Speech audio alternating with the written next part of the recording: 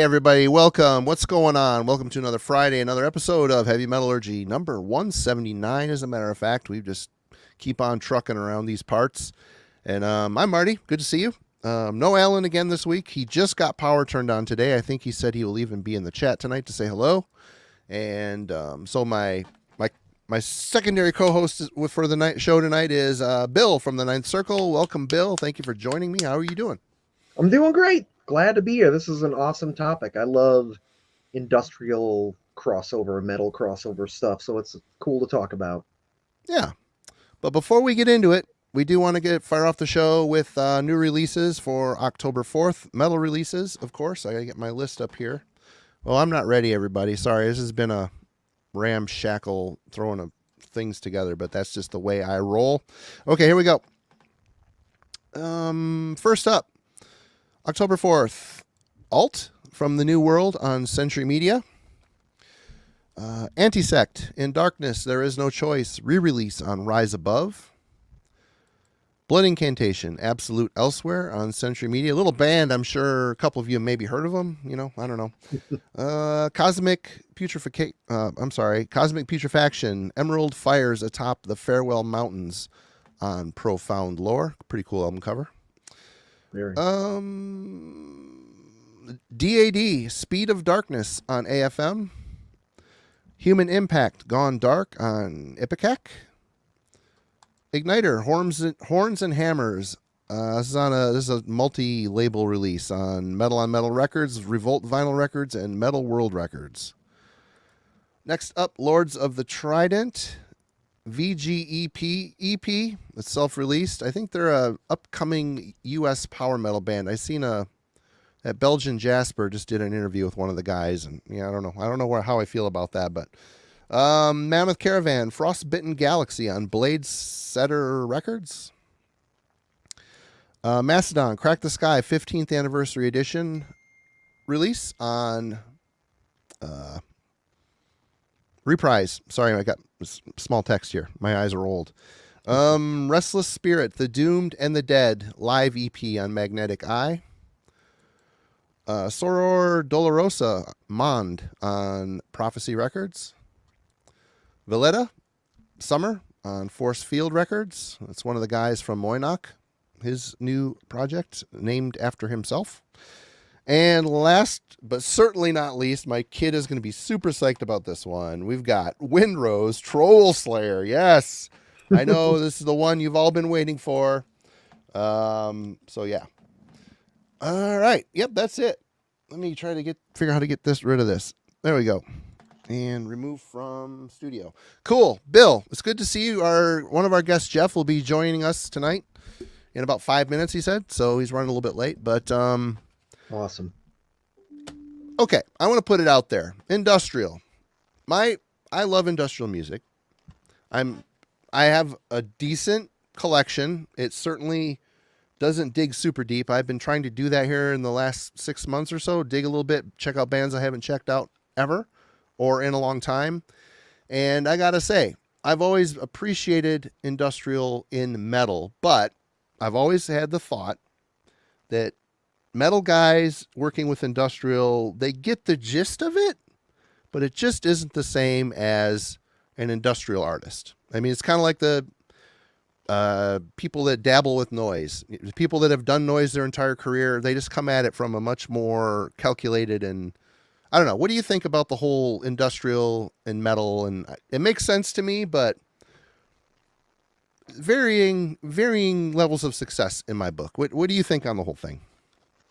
Yeah, I agree. I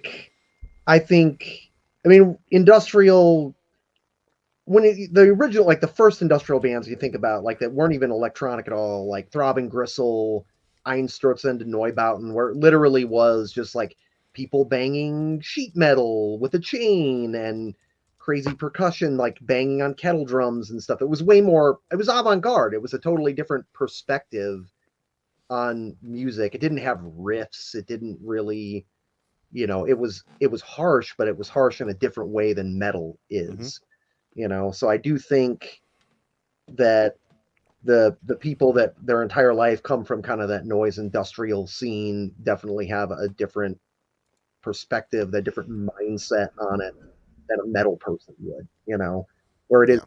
based, where it's more song based, where there might actually be a chorus or something like that. Mm. But I still find the cross pollination interesting always, to see how different people from different scenes put their own spin on it. It's intriguing, and I think a lot of bands. I think as the years have gone on, I think more and more bands have gotten a little more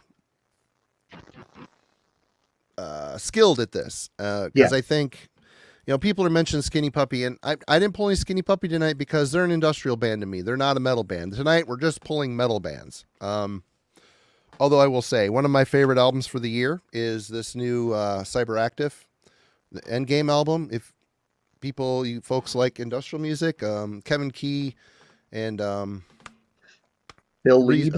Bill Lieb are Yeah, back together with the second Cyberactive album. It's really, really, really, really good. I know yeah. Eric, who's going to be on later, said that he feels this one leans a little more frontline assembly than Skinny Puppy. But there are moments on here that I hear Skinny Puppy. So it's interesting to hear you can hear kind of who wrote which song in there just by the sound samples that are used and the nightmarish layering in the background. But so I tried to pick bands that are just kind of metal, although I will say I'm going to start this off right now by saying that you really can't talk about this style of music without going over these two albums. You got The Land of Rape and Honey by Ministry and The Mind is a Terrible Thing to Taste by Ministry. Both of these albums, this is for me the peak of Ministry. I know a lot of people say Psalm 69. That album just seems so it just seems so dragging knuckles. The riffs were just so obvious. This here just has a lot more aggression. The songs are better. The samples are very well placed. I don't know. This is a turning point. This Ministry started out as a synth pop band.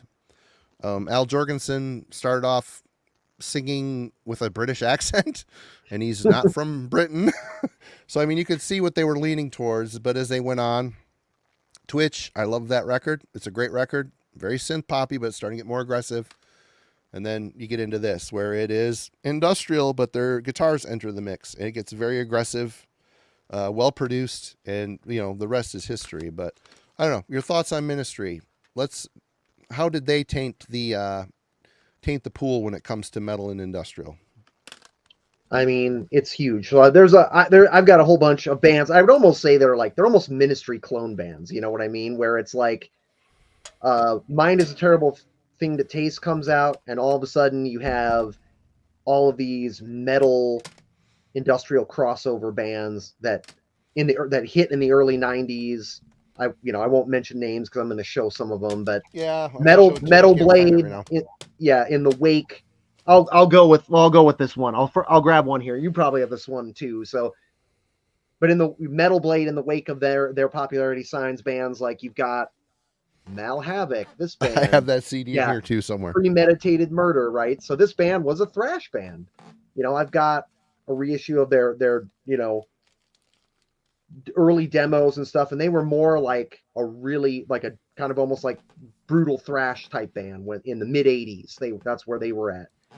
And then this album comes out, their first full length, and then their second full length, and I wouldn't say they're a straight out Ministry clone band, but you can definitely hear where the vocals are all processed and distorted.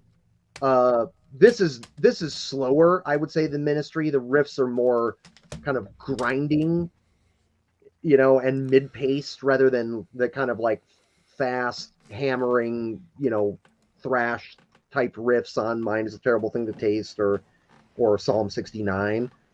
But hey, Jeff, what's going on? Hey, Jeff. But this definitely you can't. It seems like it would be hard to not see a Ministry influence in this, So that's like, and there's several others I'll show, but yeah, they kind of kick off that whole metal industrial crossover, I would say, with Mind is a Terrible Thing to Taste. we kind of jumped into it, Jeff. But everybody, Jeff, I'm sure you know him from Gas Mask and Hand Grenades. Link in the description. He's a very busy man when it comes to interviews and all sorts of other stuff on his channel. Definitely go check it out, and go check out the Ninth Circle as well. Yeah, Jeff, how are you? I'm good, man. I mean, it's been a crazy fucking day, as they always are. Yeah. Lots of medical bullshit I'm about done with. But anyway, I was digging. You know, the problem with me doing your show, Marty, is I gotta have more than a day to get through my. I know. I am the worst procrastinator, and I'm like, oh my God, it's already Wednesday. I'm like, motherfucker, I got 40 boxes I gotta dig through. How am I gonna find all this shit, man? Because unlike you guys, I don't have, when we moved,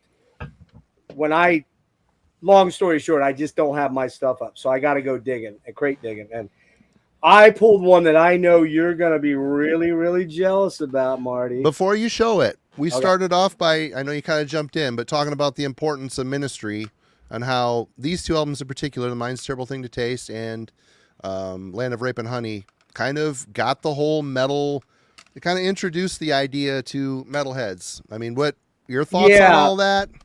Well, what I recall of ministry was Jesus Built My Hot Rod. That was the song on MTV. And then, of course, The Land of Rape and Honey, Mine is a Terrible Thing to Taste, all that was.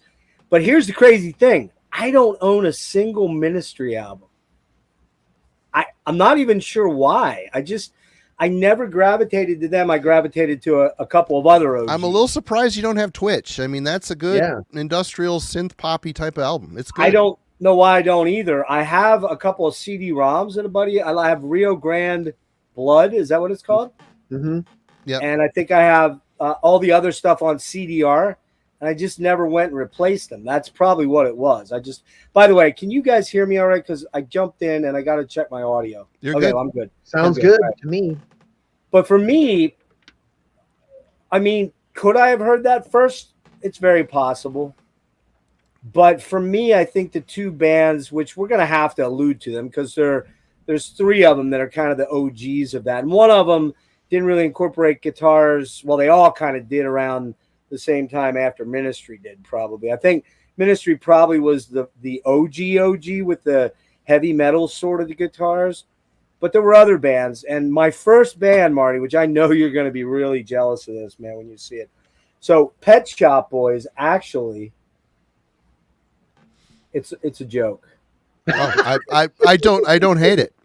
I don't hate it. I don't hate it either. My wife is a Pet Shop Boys fan. I do own a lot of Pet Shop Boys. I ain't gonna lie, I do. But that's not my first choice. No, so that doesn't scare me at all. Yeah, and it wouldn't shock you coming out of me, of course, right? No. So, I mean, for me, and this is my quintessential album by this band, but this was the band that brought me into that fold, along with another band that I'm sure one of us is going to show, who I would also say is an OG. And maybe I actually might have heard before this band, but I can't remember. But these guys are the alpha. There's two alphas in this genre for me that started it all. And this would be the band that, and this is the album was Millennium that I heard first. Mm-hmm. So you were a little bit ahead of me there, Marty, because I didn't hear Caustic Grip until maybe somewhere in that year where I was starting to go backwards and grab. God, I love that album so much. But my first album by them was Millennium, because I can't remember exactly where or how I found it, but you know they do a shitload of samples from Pantera on that album. I mean, just Walks on there and a couple of, Far Beyond Driven. Well, tracks. I know Devin Townsend's on one of them, and I know that Jeb from Strapping Young Lad played on. Jeb's on. Well, Devin's on this one. It's the last one he was on. Devin did all the guitar work on Millennium. Okay. Jed was the live guitar player, and then he played on is it Implode, the one with the creature on the front? Yeah, the giant bug. The Jed on that one. Yeah. But Devin does the stuff, and the cool thing about this one, I don't know how rare it is, but I got this in '96 when I saw them the first time down in Philly with Jed, and another band I'm going to talk about opened up for him later. But this is kind of cool because it's the CD, and you can see right there that's Bill's scribble in 2018 when I saw them at the Day of Darkness Fest down in Baltimore. But it also came with this 3-inch or whatever it's called, 5-inch CD. And there's some songs on there that weren't on the album that were in those sessions. But here's what's kind of cool. Oh, nice. So there's the original box I bought with Reese and Bill, 96. And what's really fucking crazy about this is I walked into this store. It used to be called Digital Ferret down in Philly. It became Vinyl Altar, the place that Rick and I go to a lot. And there sitting there was one of the most, man, I'm going to sound really dickish here, bizarre looking people I've ever seen in my life. Tats all over, chains through the nose, everything, all kind of crazy stuff that honestly scared me. Guess who it was? Genesis P. Orridge. Throbbing from Gristle. Throbbing Yeah. Gristle. Yep. Yeah. Yep. On That's Psychic like TV. TV. And I didn't know it until I walked outside. I'm like, what's that? You know, I walk in there looking like super straight with buzzed hair and so don't belong there, you know, and they're all looking at me like, what's this weirdo doing here? But I was really into this band, and this is the band that opened the door to me to dive into a lot of other stuff like Ministry and a bunch of the other whoop. That was my bad. Sorry. Okay. Fat hands. So there you go. That's my entry point. It is bizarre though that I don't own any Ministry, so I won't be showing Ministry. So there you go. You know, you talk about the early Just stuff. more Pet Shop Boys. Hey, not a big Nothing deal. wrong with Pet Shop Boys. West End Girls, Dead End World. I'm trying to think of Mine Perpetual Intercourse. You listen to the last song on the album, Dig It. You can hear a guitar sample. Oh yeah. I mean, that was happening, but in fact, me and Bill were talking before we went live. You know, I don't always love it when the reverse happens, where metal enters industrial, like it did on Rabies from Skinny Puppy. You know, Al's like, "I'm your producer. You got to sound like me now." And Right. Tin Omen, certain songs on that record just Skinny Puppy Ministry just didn't work for me. I didn't love that album. I still don't love that album. Warlock, the song Warlock is worth the price of admission. What a great That's song. their best, maybe their best song ever. Yeah. Assimilates up there a lot of the, that stuff. Well, All right. Bill went, Jeff went, and I'm going to jump in here real quick. We're talking about Ministry, and here's a band. A couple dudes from Anchor Watt started this band. Is that the band? I think it is. Screw. Yeah. Burning in Water, Drowning in Flame. And to be honest, this sounds exactly like Ministry. You want to talk about a Ministry clone? It's right down to the note, to the guitar sound, to the drum machine they're using, or the drum samples. I don't know. I liked it when it came out, but revisiting it years later, I'm like, oof.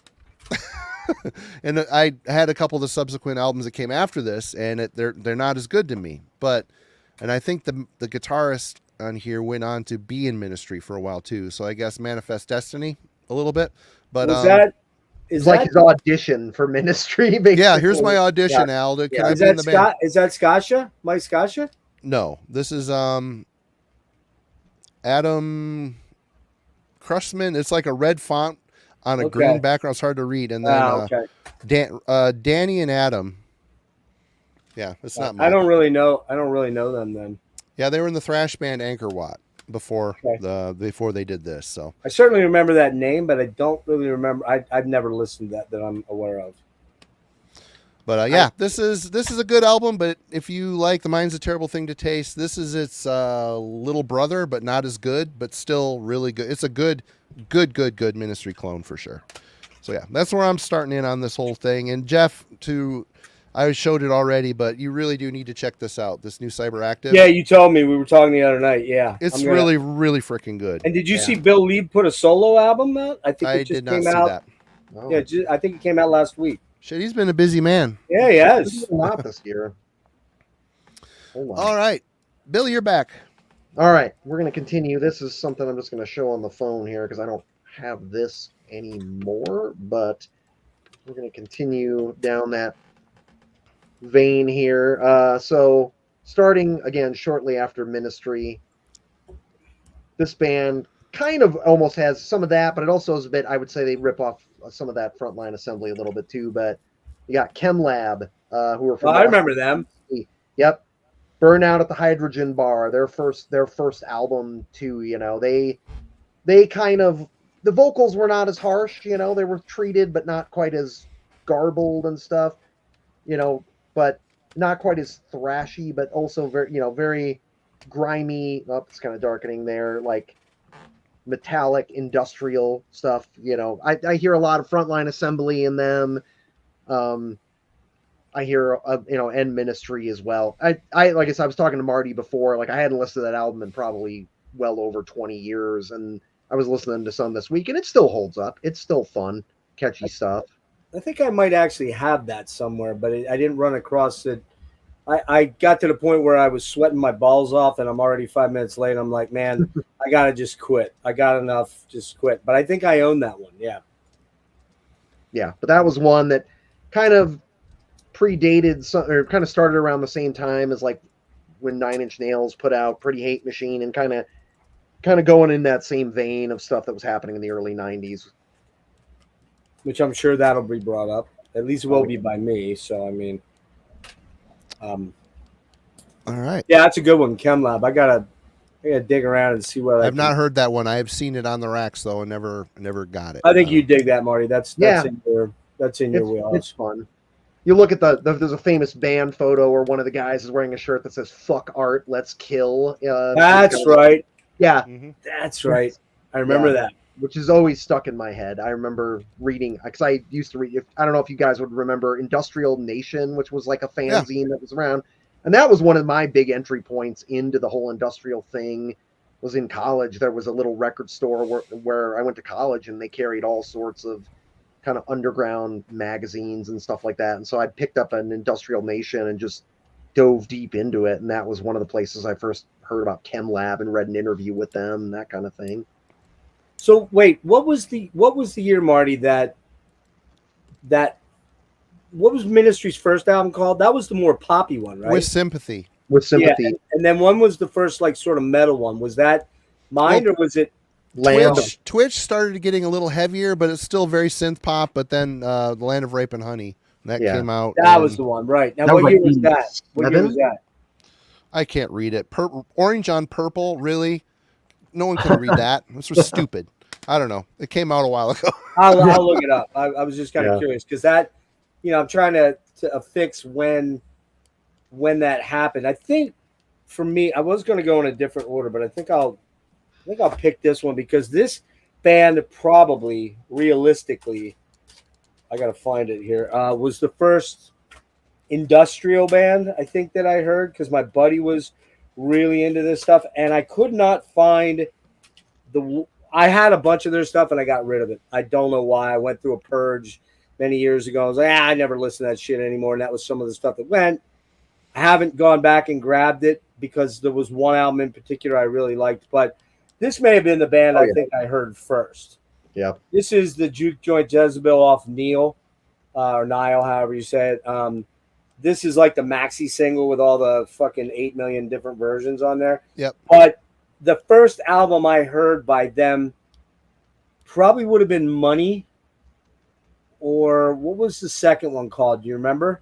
Power, or I've got Angst here somewhere. Yeah, Angst that might have been the second one. I can't remember what the first one was. The first one actually. Here, I'm looking it up right now, Bill. It was somebody's gonna say it in the chat by the time I get to this. So. First one was Opium in '84. Yeah. Then I know. What Do You Know, Deutschland? That was the first one I heard. Yeah, but I didn't hear it until the early '90s. This is '93 on Wax Wax. Okay, yeah. So Angst was before that. Money was before that. Naive, UAIOE. So I had some of those, and they're just gone. I don't know what I did with them, but I did keep Neil, but I didn't run across it. I ran across this one. I'm like, that's going to have to do. So always loved them. I liked them more when N. Esh was with them. I kind of dug that dude. He was freaky looking, super tall, bald. I didn't dig him that way. You know what I mean? But I dug it. You look like Lurch from the Addams Family on the old school. Lurch, yeah. They had a really low, deep voice, yeah. Yeah. And what was really weird about it was my friend Dave Oleski, who turned me on to KMFDM, probably even before FLA or right around that same time period, looked exactly like and that shit was freakish. Super tall, like 6'3", shaved head, and he damaged the vocal cord. He had a band called Java Man, and he damaged the vocal cord doing something. So when he would talk like this. So it was like he was like the epitome of evil, man. It was pretty funny. So, but do I feel like I'm ever going to go crazy and go grab all the KMFDMs? Probably not. There's a lot of similarity there. Yeah. There's like 40 years worth of albums from them at this point. Yeah. And Sasha is fucking like older than me, man, and I'm old. So I think he's like 63 or 64, and he's still out there with his wife touring, and it's crazy, man. I've never seen him though. I almost went a couple times. I just never did. I saw him open for Ministry on the Mind's a Terrible Thing to Taste tour, and it was crushingly awesome. Was it good? Okay. Yeah.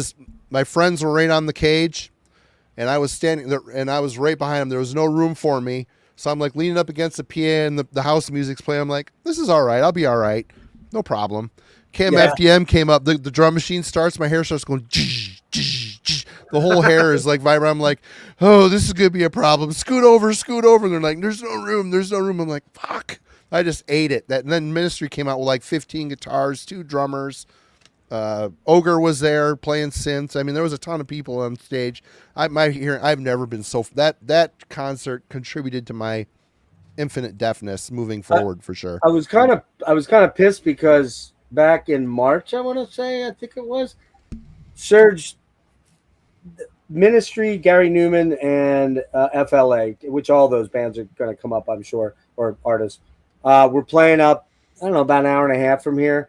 And I thought about going, and with my health, sometimes I'm up and down, and I'm like, I'm just not going to do it.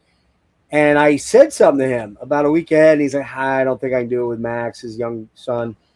And then the fucker went and never told me he went. I would have went up and met him because, that's 2 of my favorites in Ministry, and I would have loved to have seen him, but he went to see him and said they were great. So that's a pretty good tour. They did it twice, that trio. So.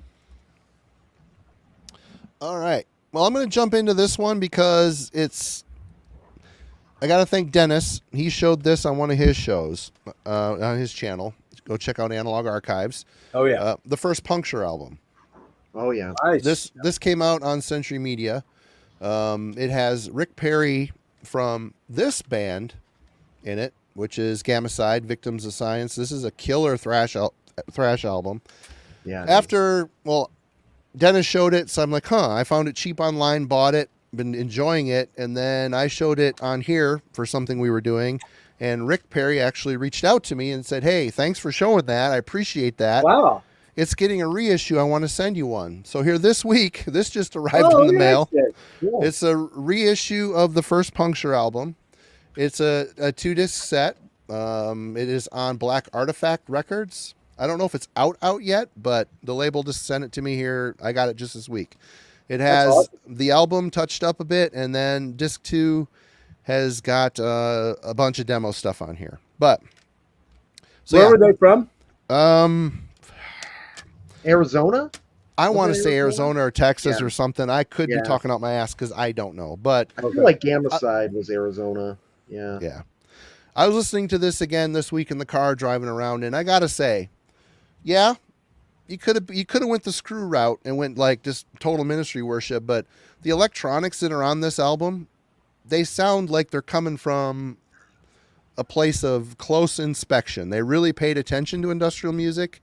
And though they may not be industrial artists per se, they did a really good job. The synth lines are good. They build like, this is all drum machine, of course, but there's also these alternate lines that are running through of electronics it's really good. The samples are fairly well placed. There's a lot of care put into this, and I think it's a solid industrial metal record. They got the thrash riffs in here. It works really well, but the industrial doesn't sound bottom feeder. It sounds like it's a step up. They're a little bit more advanced than, just someone hitting stuff on a drum machine. There's some stuff going on here. So this is the only album of theirs I own. I don't have anything past this, but it's good to see it get a reissue. I got this for pretty cheap online, but it's available now with a whole bunch of demo material. So Black Artifact, they have a Bandcamp page. Go check it out. I told Rick I would mention it and come to find out we're doing an industrial metal show tonight. So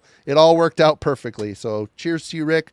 Glad to see that Puncture debut is back That's on the pretty market. cool, man. Yeah. That's cool. He reached out to you. That's awesome. Yeah, it's pretty sweet. Pretty cool. Very nice of him. All right, Bill, what you got next? All right. Well, I dropped my phone because I was going to talk about another band, French band. I was going to talk about Troponin Pal, Excess and Overdrive. Oh man. Yeah. Hold on. Again, like, yeah, Fucking named after weird syphilis. band. Basically, like they literally are named after syphilis. They are. That was the album. I think that's their third album. It was on Roadrunner. Yeah, that's the first and second one you got there. But Yep. Excess and Overdrive has a skull on the cover. And yeah, just like they have a drum machine, just really pounding. Kind of the vocals are slightly processed, but still don't sound totally robotic. A little bit, you know. Kind of mid tempo, you know, crushing kind of riffs.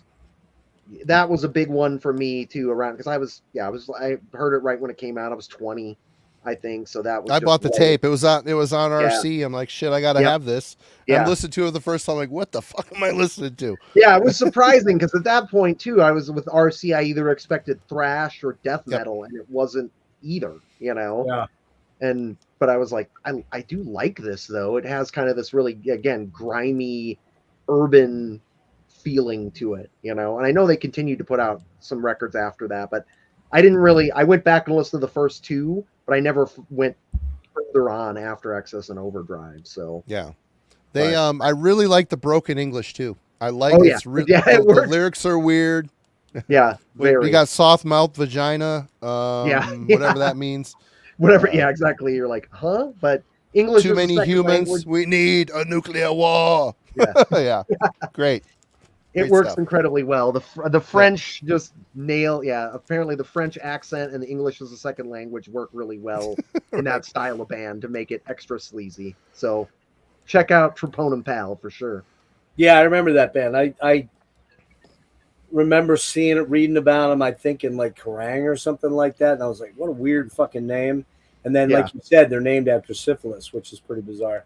Yeah, and kind of awesome too. Like you're like, that's syphilis. That's a French sort of thing to do if ever there was one. So, right. But I think I remember listening way back early days of, you know, YouTube and checking it out and going, this might be a little too intense for me. I don't know. So I never got back to it, but yeah, I definitely remember that name. All right. Jeff, you're up. I got to go here. Marty, I'm sorry. I'm probably stealing all your bands, but no, I got a bunch here, and then Eric's coming in later too. You guys probably have the less obvious stuff. I'll be the more obvious guy. So in the land of super intense, industrial, George Benson, Breezin'. No, just kidding. Fuck, that's harsh. One of my all-time favorite bands. I own everything by them, including a lot of fucking live shit that I probably never will listen to. I've been lucky to see them 6 times, 5 times, 6 times, somewhere in that range. Who knows what's going to happen now? I don't think there's going to be a band again. If there is, it ain't going to be the same, but we're talking about Killing Joke, of course. Oh, yeah. I got some. Let me show you the one I picked. And, well, I picked what I felt were their two most industrial. Mm-hmm. As far as intensity, that I grabbed Pylon as well. That's a good one too, man. Yeah, because the riffs. I mean, again, like this band kind of defy classification. They do because they're chameleons. Yeah, they are. They've had about 4 different phases. I mean, they started. The early stuff was post-punk, you know, kind of almost synth wave, but not really because Geordie's guitars were always kind of there, grinding and weird and angular, and nobody sounded like Geordie. No. Nobody will ever sound like Geordie. Yeah. I think this is their most impenetrable album. This fucking album is just, it's so intense. You have this one, right, Marty? No, I have one. I think I have the first Killing Joke, and that's all I have. Oh, I have. Yeah. Oh, that you got to get on some of this stuff. I would say this is the oh wait, what's it called here? It's called Inside Extremities. It's all kind of bonus bullshit that I think I've listened to once and was like, all right, but I own it, But this one here, man, Money Is Not Our God, and Inside the Termite Mound. Inside the Termite Mound. Yep, and you got Caligula on here, Intravenous, The Beautiful Dead. Beautiful Dead's killer track. One of my absolute favorite bands. I got to meet all the guys but Jordy. I never got to meet Jordy. And granted, there's no synth, not synth, drum machine on this stuff. But if you listen to Paul Ferguson's drumming, it's kind of like a drum machine, man. It's so metronomic and so propulsive and percussive and all that stuff. But weirdly, do you have a lot of their stuff, Bill? Oh, I have all of it. I have their entire catalog. My favorite album of theirs is their least industrial. Mm-hmm. It's probably their most dark synth wavy, and that's Brighter Than 1,000 Suns. I fucking love that album. It's also super poppy, but it's dark and it's just dystopian. It's gorgeous. So really no bad Killing Joke albums. A couple that kind of, I don't really like Fire Dances, and I'm not crazy about Revelations, but the first two, and then all the more metal stuff when they started, because they went through their synth pop phase or synth wave, dark synth wave phase with Brighter and Nighttime, which Nighttime has one of their biggest songs, Love Like Blood, on it, Kings and Queens, all kind of great songs on there. I kind of like that era, but Pandemonium might be their greatest achievement in terms of like their biggest success. Yeah. So Pandemonium is fucking killer. Every band and when I met Jazz, what a trip. Fuck, that guy is trippy as hell. He's man. A character. He's he a walked weird up guy. to me and I introduced him to my kid, and he goes, first thing he says to me is, "Do you smoke pot with your boy?" I'm like, Jazz, I haven't done that as yet. We'll have to think about. My kid's like 15 or 16. Like, okay, thanks, Jazz. Great parenting on your part. So there you go. Killing Joke. Love them. All right. Well, this is a Hello Captain Obvious pick, but man, this is a band that I only own 2 CDs by them, the first 2, but Fear Factory, Soul of a New Machine, and Demanufacture. I believe this is the first album that has Reese Fulber from Frontline Assembly on it doing the synth work. He does he's a producer too. Oh, he does the synth stuff on it too, doesn't he? Yeah. Mm-hmm. Yep. So I mean, there you got a direct connection to the the industrial world here. But so it's been ages since I put this on. So I put it on today as I was farting around pulling stuff, and man, it's 1994. It sounds like the 90s, but I know Dennis was on here complaining about this album earlier, but I like that album. Dude, I like this record. I like the synth tone. I like the first one too. The first one I do too. But I can't find my copies. I don't know whether they got legs, or whether I turned them in somewhere. I don't know. Yep. I have one that I'm going to show later. But it's so perfect sounding. It's got that really dry but sharp guitar tone. It's kind of like if Dimebag was playing. I mean, it's kind of a similar type of sharpness to it. So it screams early 90s. But if you can get past that, I mean, I don't know. I think Reese knew what he was doing, adding keyboards on here. The tones, the synth tones he picked they're killer, fantastic, super dark, spooky, dystopian. Yeah, I'm gonna have to go get it. And when I was looking for it tonight, I'm like, where did that go? And I'm like, fuck. Now I'm sure I can find it for $5 on eBay or something. But Burton Bell, his voice, a good yelling, screaming style, and of course Raymond Herrera.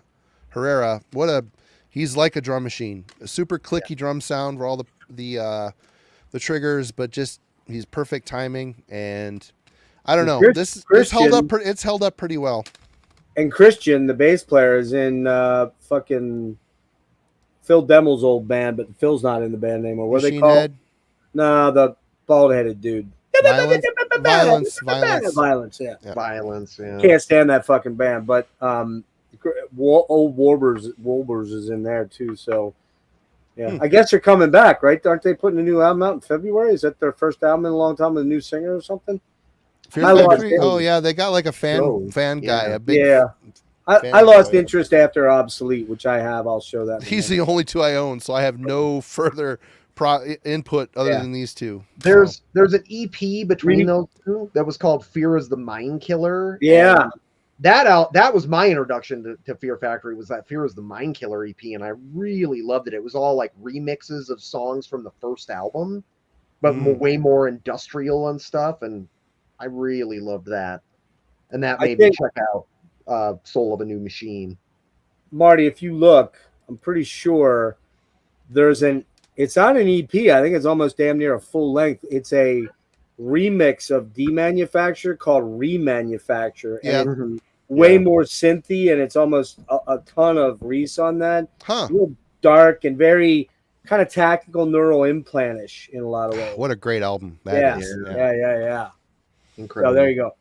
Cool. All right. Bill, you're back. All right. Well, I'm going to jump ahead a little bit. I know Godflesh is going to get mentioned. I'm not going to mention Godflesh. I'm going to mention after Godflesh, Yezu. Yezu, yep.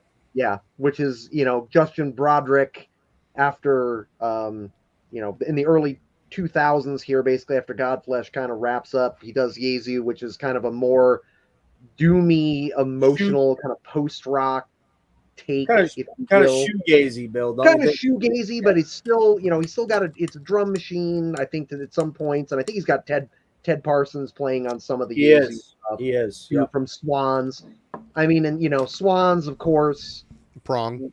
Yeah, and and Prong, very industrial leaning bands, that and influences on that sort of stuff. So yeah, I really like the early Yezu stuff. Godflesh in Love. Yeah, exactly. It's sad boy. It's sad boy Godflesh. It's morose. It kind of is, yeah. Yeah. Yeah, it very much is sad boy Godflesh, not still heavy, but not so angry and crushing it more on an emotional level than on a physical level. So this is the self-titled, but yeah.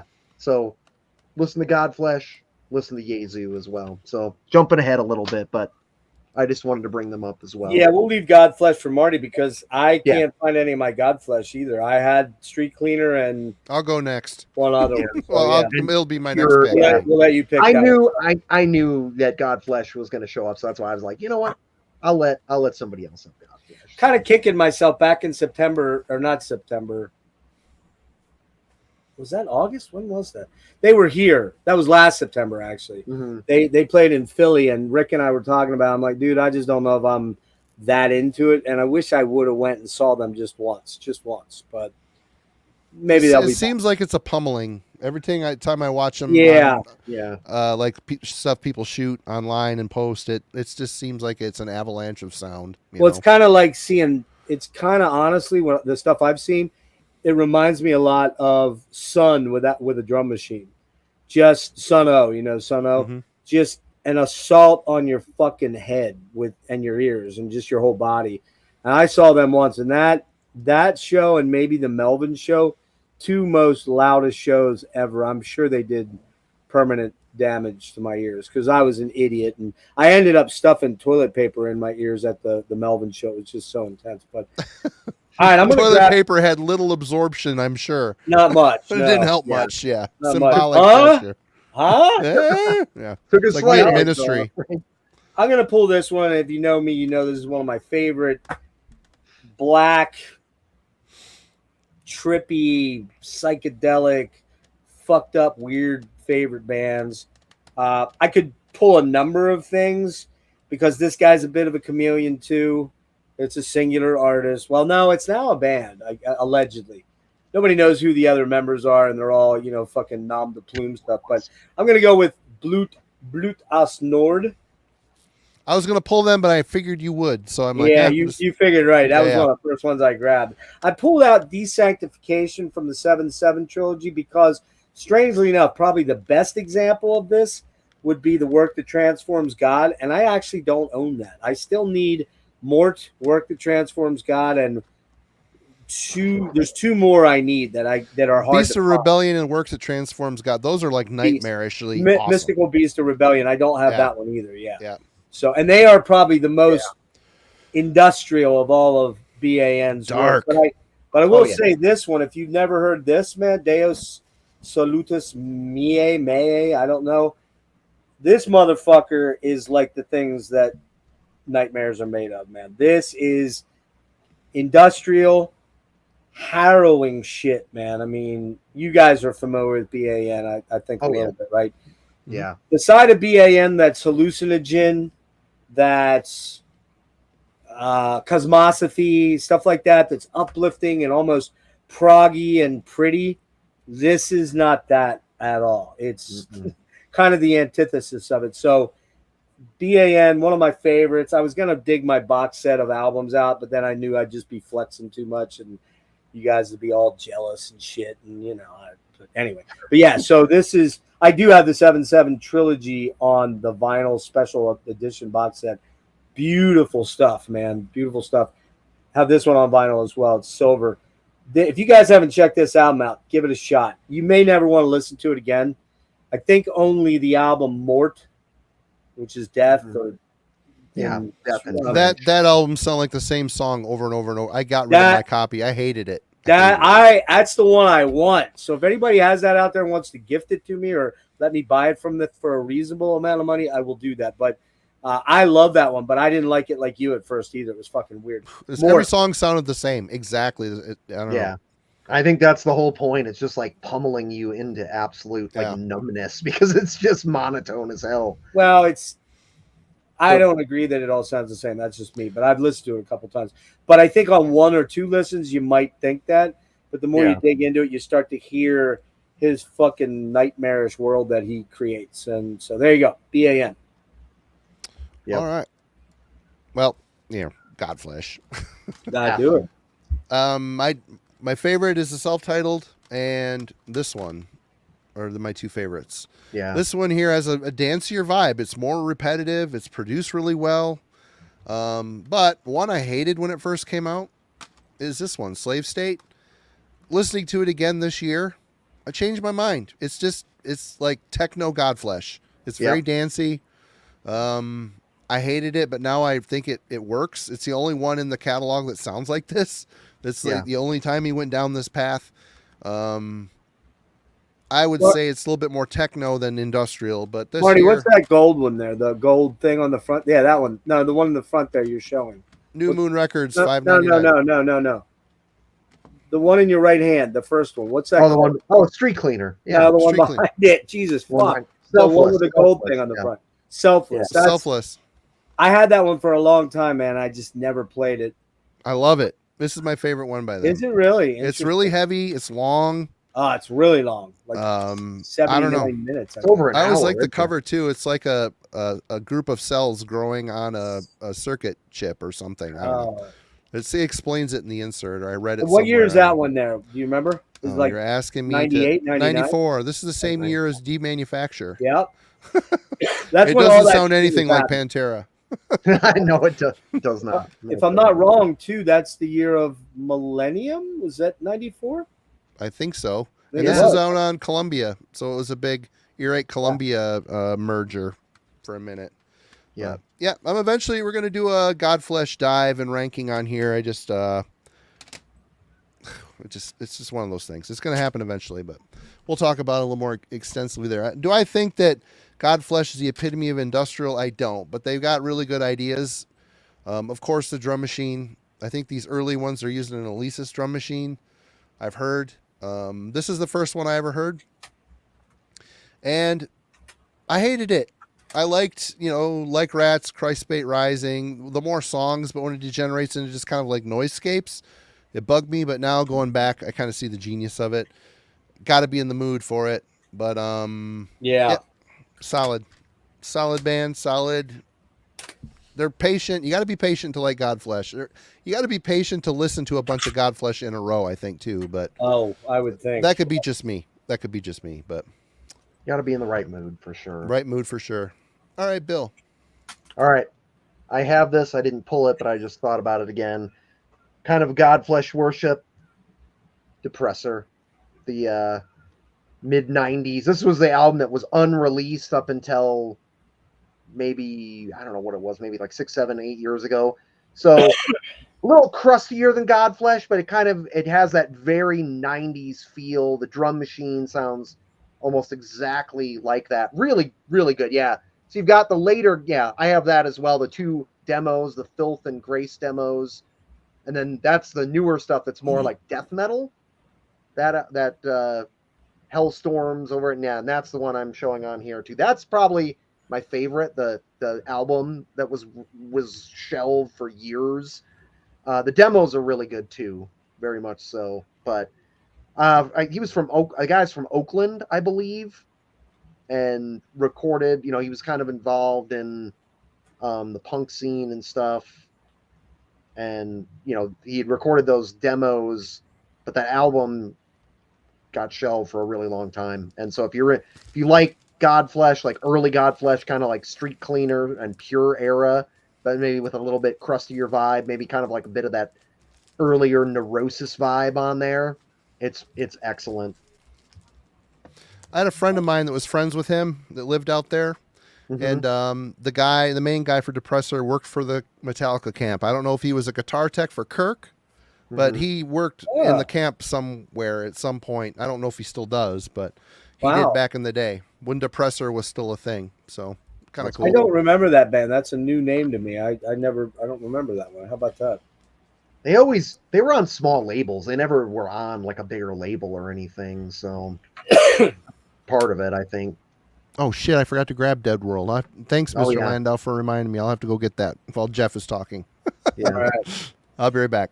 Okay, so this is a band I saw open for Frontline Assembly in '96, and the interesting thing about them was that their guitar player was a very young Lee Altus. Oh. And Lee Altus would be from Exodus, been in Exodus many, many years.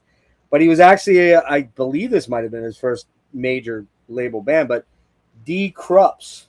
Oh, yeah. Rings of Steel. Now, this is I have 3 or 4 of them, but this was the one I saw and just grabbed it because I was in scramble mode trying to find shit. And, yeah, there's, I think, let's see. I think you can see him there. I think he's the guy, the guy that's kneeling down. He's the guy in the back there. Yeah. I believe. Mm-hmm. Great band, man. I saw them twice open for FLA. And then I saw them at Day of Darkness Fest in Baltimore back in 2018 when Frontline was there. And they were cool. And their big claim to fame was they would bring these giant tubes of steel, various sizes and gauges of steel. And they'd fucking hammer on these things in between. You know, they had the synth sequence, you know, the sequence shit. Yeah, right. And Heathen, that's right. You're right. Yeah. Dennis Heathen was first. But he was with D. Krups before Heathen, I'm pretty sure. Maybe I'm wrong. Maybe not, but I'd have to look that up. But yeah, D. Krups, man, really good. You know them, Marty? I've heard of them. I have not heard them. You'd enjoy them a lot. They had a couple of, like, I don't know if I'd call them hits, but they had the song Bloodsuckers, To the Hilt. To the Hilt. You know, very Germanic, very machine-like. D. Krups was a manufacturing, or is a manufacturing facility over there. And that's what they were named after. But this is a cool band, Marty. I think you'd really like them if you check them out. Yeah. I'll check them out. D. Krups. All right. Well, someone mentioned them in the chat, so I had to go grab. Totally forgot to pull it. I used to have all 3 of the records. I got rid of the first one. I got rid of the last one. I kept the 7-inch and this one. This is my favorite, by Dead World, The Machine. Yeah. I'm going to do a 1-2 punch here of Relapse. Both of these I'm going to show in the next one here. Both come out on Relapse. And both this band and the other band I'm going to show were people that used to work at Relapse. So you got John Kennedy here. He was the art director in the early era of Relapse Records. But this here is, you want to say Godflesh Worship, but it's a bit more musical. It's a little bit more metal-minded. Plotting, heavy. The words are just kind of spoken word, emotional, kind of like talking.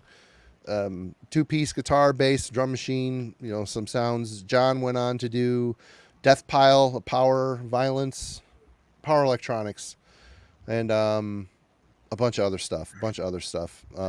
He's a great artist as well. But this is a great CD. It's fun. It's very dark and moody, and in the God Flesh droning on type of repetitive vein. Not a lot of noise on this. They're all kind of form songs, other than maybe one. But yeah, great album. Is that a singular artist, just one dude? No, there's two guys. Okay. Yeah. All right. Okay. Yeah. The duo. I'll have to check that one out. That sounds interesting. Yeah, the guy with long hair used to be he was the art director early on for Relapse. Oh wow, check that out. That's pretty cool. All right, Bill, back at you. All right. Before I'll cover some more modern stuff. This kind of falls somewhat into the noise era, but because of the label it's on and because of other bands that he does. So you got Prurient here, Dominic Furnow, Hospital Productions. Prurient is kind of like his, noise electronic industrial project here. This is the Frozen Niagara Falls record here. You can see this is like a triple LP. So definitely cool stuff. Kind of he's done a lot of stuff with the guys in Akitsa. He's released a lot of Akitsa stuff.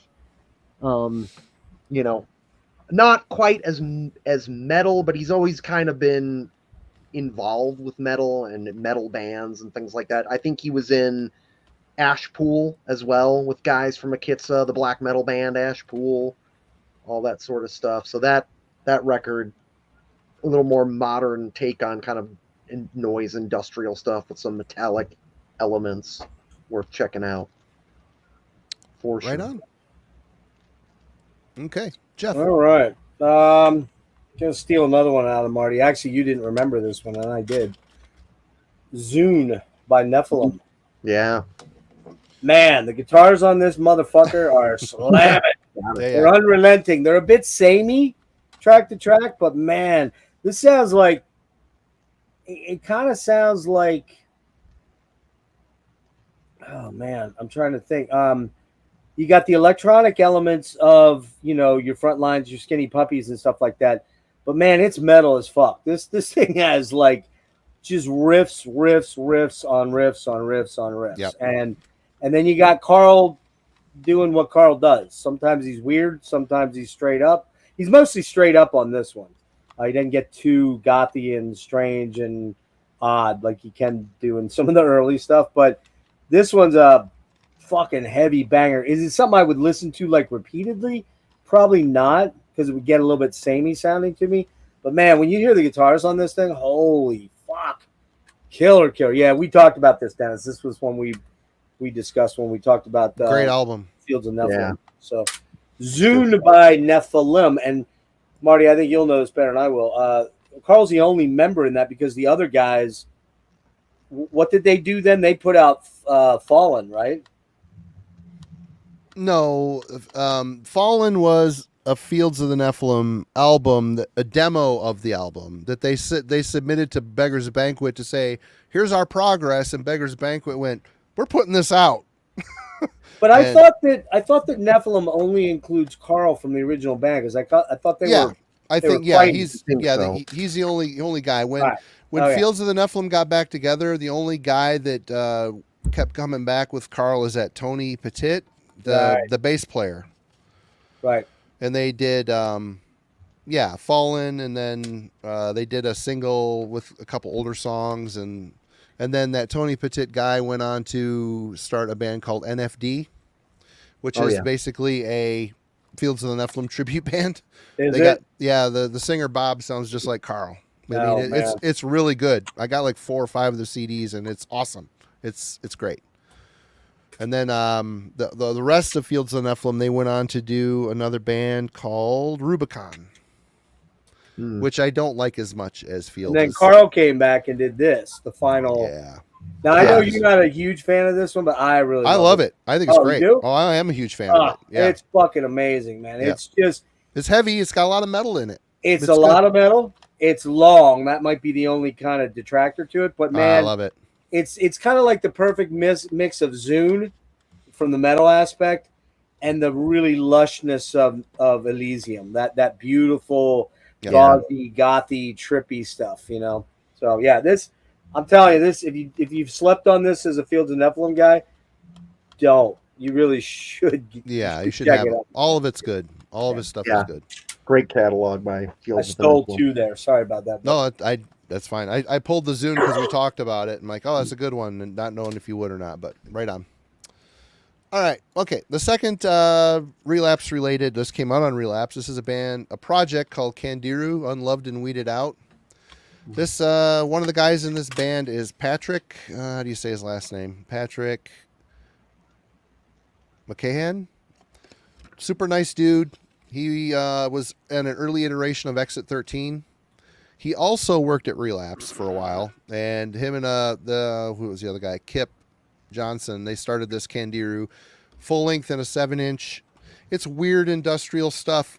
It's got some heaviness to it. He went on to start the label Redstream. Oh yeah. Yep. So Pat had Redstream for years. He was also the drummer in the mystery band Hidden. Oh, I maybe wasn't supposed to say that, but oh well. It doesn't matter. It doesn't matter at this point. But yeah. It's. I always thought this was weird, little bit crazy, but interesting take on avant-garde industrial with a metal undertone. I don't know. It's just bizarre. I could see that it probably didn't do very well on the label because it is bonkers. It's some weird shit. Yeah, put it on and be like, what? What's that? What? Yeah. It's good stuff, but it's just odd. All right. I've checked that one out. All right, I'm gonna keep doing a little more modern stuff before I get more into kind of the weird industrial black metal because I got a huge pile of that. So this band started out as more of a noise rock band and has now kind of become an industrial metal crossover band. This is probably my favorite album by them, but Health. They're for Slaves of Fear. Very much it's their new record. They even sample Godflesh on their new record, the one that came out earlier this year, Rat Wars. They sample rats, but I mean they're a weird eclectic mix, like the vocals are very angelic and sound very new wave, but there's some really crushing depressive riffs. I really like this band, and sometimes it kind of surprises me because of how goofy they are and how they name themselves like cum metal is like their like self-applied joke genre or whatever. But this album, when it came out, I think it was like 2019, was one of my absolute favorite albums that came out that year. So like I said, their first couple albums are very much kind of like Amphetamine Reptile noise rock stuff, and then with their third album they kind of started turning more electronic, and then this one and their most recent one, a lot more kind of metallic guitars and things like that. So I would definitely, even though if don't get turned off by the cheesy marketing and goofy marketing and stuff, they're a really great band. So Health for sure. Slaves of Fear, Rat Wars, Death Magic. Check out all those albums. Yeah, they do have guys. Dennis. Jake from Upside Down Church. He's really into that band. He's tried to get me into them, and I just haven't gotten there yet. So I need to definitely check that out. Yeah, they're great. I really love them. All right, probably steal another one from Marty here, but it was one of the ones that immediately hit my head. Blood Ritual by Samuel. Or Samael, however you say it. That's more old black metal than I would say. Like they once you get the Passage, they? Well, later, they do become industrial. They could become very like element, and then or is elemental. I don't know. I think there's a drum machine on there. I'm almost 90%. They didn't do the drum machine until Passage. Yeah, after we'll have that one. So we'll use that one. I mean, that's no, I know what you mean. Right on. I mean, they're in that zone. They're in that the kind of the gray area of it. But I'm still trying to wrap my head around this. I don't love it. I wish I loved it more. because I've heard all you guys, in particular you, Marty, and Devin, and a couple other people really rave about this. I actually like Passage, which is a little more, I don't know, palatable, I guess. It's a little less black metal-y. I mean, that riff in Rain is one of the best riffs I've ever heard in my life. It's just so killer. But I do like Blood Ritual, and I have Ceremony of Opposites is the one Ceremony. after. That's such a great record. I have that one too, yeah. And I'm still trying to. I've listened to them a bunch. I'm still trying to get my head around them. I like them. I'm not as crazy about them as you, but I'm working on it. So, right. Well, people in the chat were mentioning it, so I guess it's time we talk about this. This is an album that I was shocked how good it was, and that is Embedded by Meat Hook Seed. This features, get it out here. We got Mitch Harris, guitars, bass, programming. We got Donald Tardy, drums from Obituary. We got Trevor Perez, vocals. Wow. So this is basically Mitch from Napalm and Righteous Pigs. This is really good. I was shocked how there's a flow to these riffs. The riffs are really good. Trevor Perez's vocals are really good. There's a decent amount of electronics kind of flowing below the surface. This album is catchy as hell. It's really well done and hooky, very hooky, good, memorable songs. I know they put out an album after this. A bunch of people in it. I don't know who it is. Never heard it. Never seen it. I can't imagine. Anybody in the chat heard the second Meat Hook Seed? Is it any good?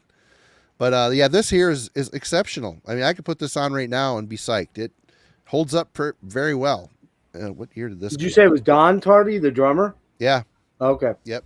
He's playing along, and there's some programming as well. Yeah, Mitch does guitars, bass programming, Donald's drums, and Trevor's vocals. So yeah, that's a great record. It really man, is. if this came out with Obituary dudes and sound like an industrial Obituary record, it would have went in the trash for me. It just would have. Yeah. That is Obituary sound only goes so far with me. I know people love it. I agree. I like them, but I'm like you. They all sound the same. But I enjoy Obituary, but they're like a hamburger where it's like you know exactly what you're gonna get, and it's like if you're in the mood for a hamburger, it's great, but you're not gonna ever get anything other than that hamburger, you know? Right. All right, Bill, you're back.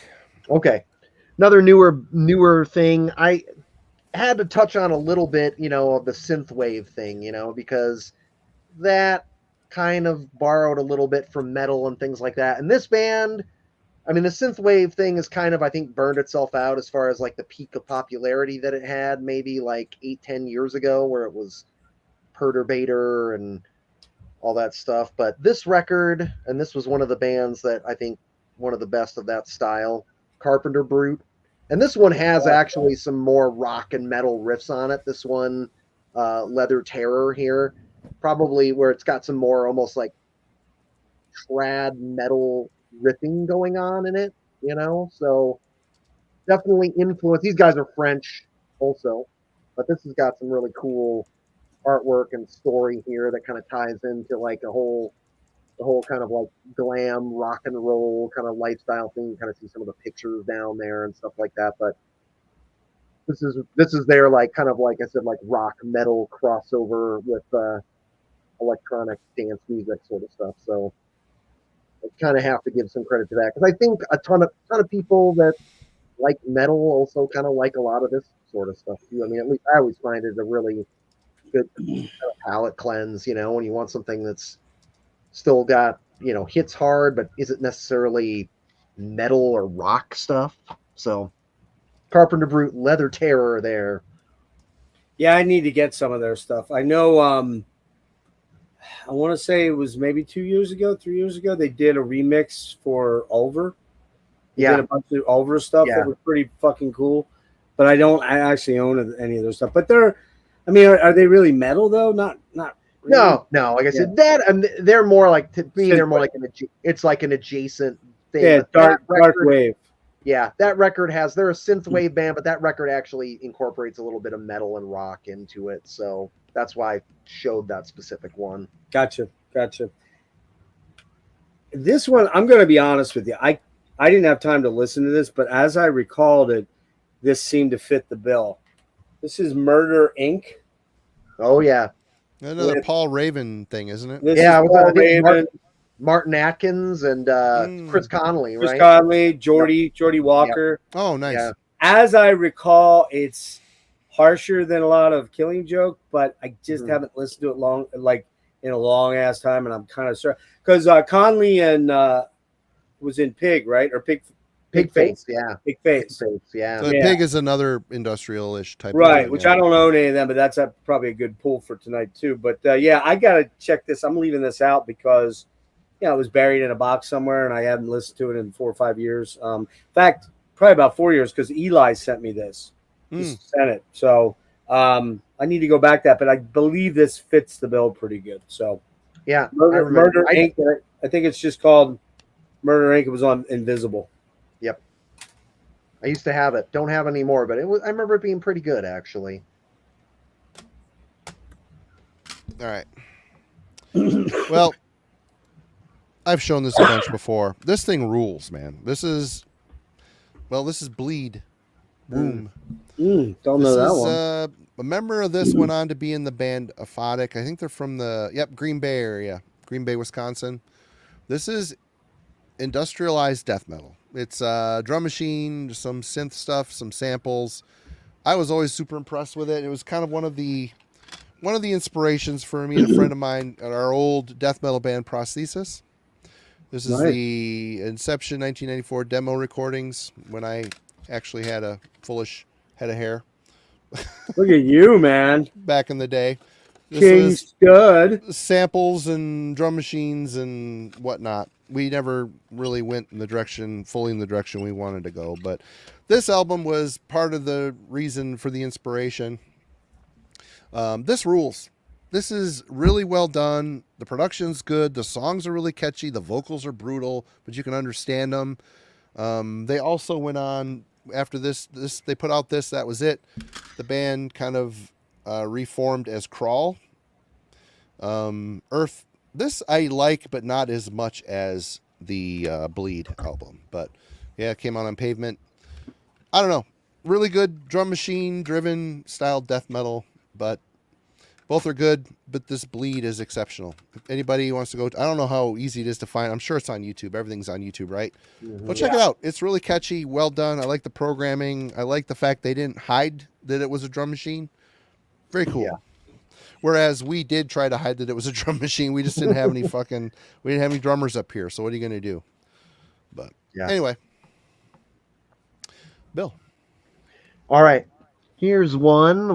This is where we're getting more into kind of mostly black metal industrial hybrid stuff. But this is an interesting group. So it's the only thing they ever released, this album, Feldgrau. So this has Pete Helmkamp from Angel Corpse, Bill Taylor from Immolation, a lady that goes by the name Vex playing bass. So this is kind of black metal, death metal, industrial hybrid, basically. Huh. So pretty good stuff. Like I said, when you got Immolation and Angel Corpse members, like I said, it sounds like almost kind of like mechanized Angel Corpse, I would say. Would be the closest thing I would compare it to. It's very pummeling, unrelenting. So it's on Agonia. I can't remember what year it came out. I want to say it's like maybe like late 2000s, or early 2010s. Only thing they ever did, I mean, obviously you got, the Helmkamp, whatever, like there's always a bit of sketch with him, but whatever. I really like Angel Corpse and Order from Chaos, and I really like this too. It's just hammers quite well. So Feldgrau, kind of an unknown little gem there in that style. Never heard of it. Good pull. Yeah, it's good. All right. Okay. This one may be a little more in it's metal, but it's, is it like real metal, like metal with balls? I don't know. That'd be up to you guys to decide. But Chicago, I think Chicago, Stabbing Westward. Oh yeah. Had a couple hits. If they're going to pull the band Chicago, I would say, I don't know. We have to have a little sidebar on that and get it back. Well, hey man, I figure if George Benson is good enough for you, then Chicago should do. Chicago should be just fine. Nothing like them horn samples there and Peter Cetera going ape shit on you. Yeah, this band's pretty cool. This is the only two I own. I think the one song was "What Do I Have to Do" was a big hit, and the other big one was "Save Yourself" was a pretty big hit. I think they're still around. I don't know that they're doing albums, but I think they're still around. And it's pretty industrial. I mean, there's a lot of, bubbling synths, and, that's a key part of the sound. They're not really easy listening, I would say, but they are at least kind of, they do verse chorus sort of stuff like that. So yeah, I like them. I don't think they're great, but I haven't listened to these in 20 years, but every time I go, yeah, I should get rid of some of this stuff. Then I go, but what if I really want to listen to it when I'm 75 or 80? I mean, I might suddenly get that itch to go, I got to listen to Darkest Hour when I'm 87 years old and I'm, shitting my pants and in diapers, adult diapers. This might just be the trick. Who knows? Nostalgia. It also makes me think of another band of that era, kind of that ilk, Gravity Kills. I remember them. Yeah. They were from St. Louis area. Oh, okay. Kind of similar. Yeah. All right. Well, my next poll is an example of people in the noise / industrial realm moving into metal. This is Skin Chamber with their Wound album and Trial albums. Skin Chamber is Chris Moriarty and Paul Lemos from Control Bleeding, trying to do more metal styled music. I'm going to be honest with you. This is a little tough to listen to. It's pretty noisy. The riffs are very angular. You could tell that the guitar isn't necessarily their comfort zone. It kind of seems like they're trying to make noise on guitar. On Trial, it starts to get a little bit more refined, a little bit more metalized. I don't own all the Control Bleeding stuff. There's a lot of it, and it's a very diverse catalog. It goes from absolute noise to, and I prefer the industrial era of that band. I've got a handful of records in a row that they're great, unique sounding for the genre. So it was interesting when they jumped into the metal realm, and I think the band photo kind of sums it up pretty nicely there. Yeah. The rusty they look like this album sounds, rusty chain and leather, and it's probably really, a lot of S&M going on in that.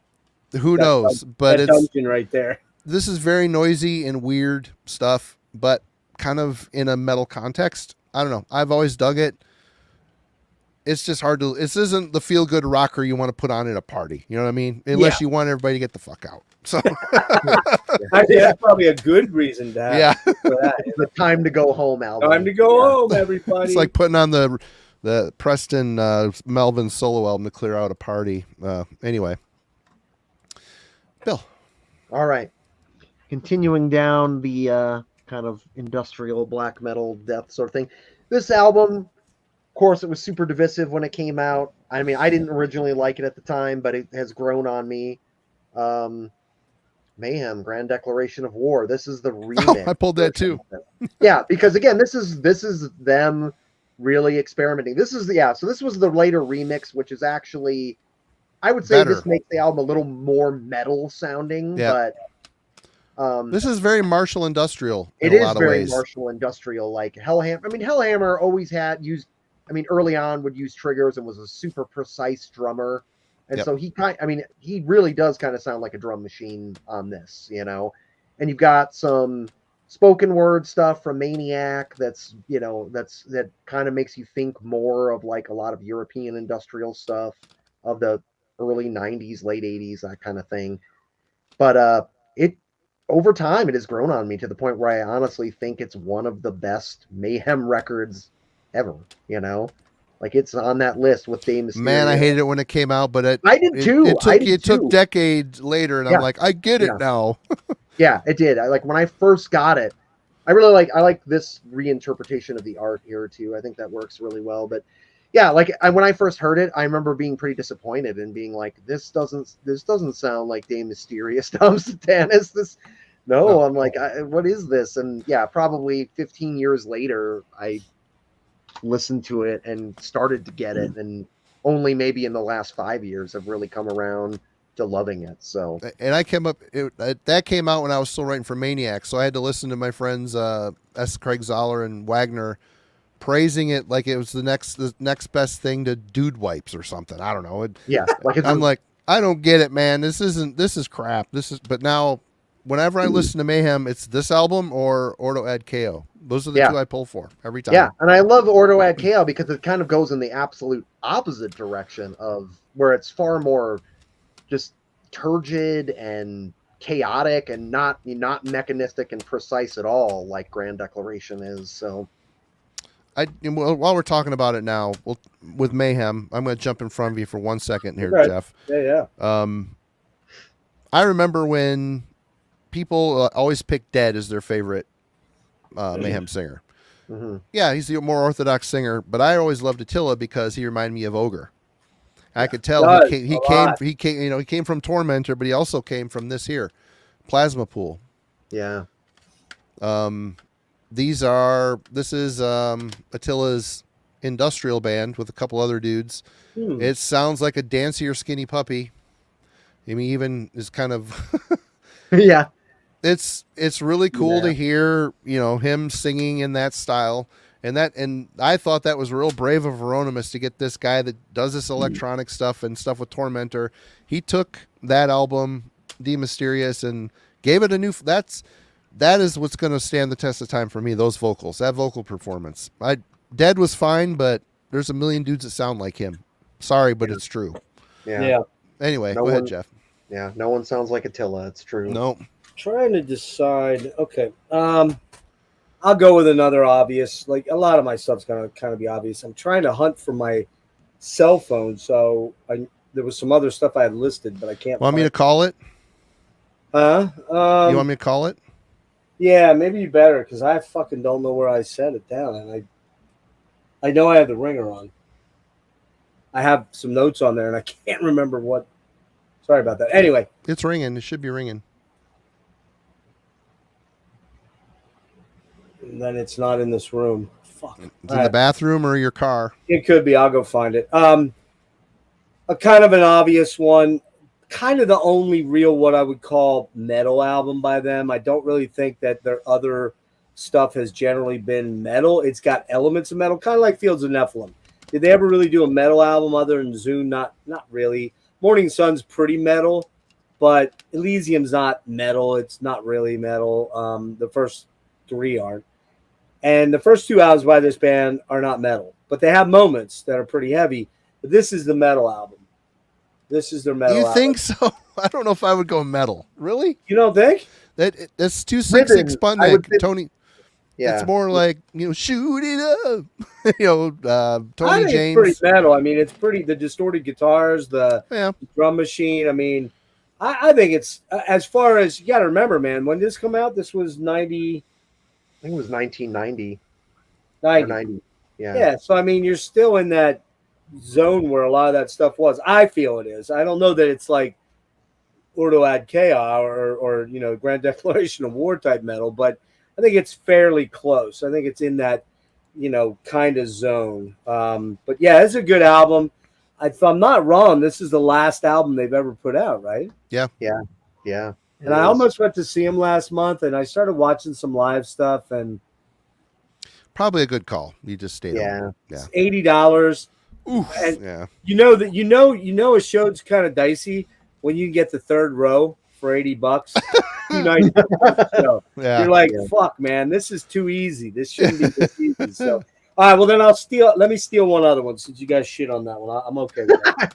I do like that. I like the album, but it's just sure. yeah. All right, I think this is pretty metal. And I think it's pretty industrial at a lot of, in the same sort of breath. Very I well. have to say, I saw these guys open for Voivod in March, and they kind of blew me away. They were fucking great live. Absolutely fucking great live.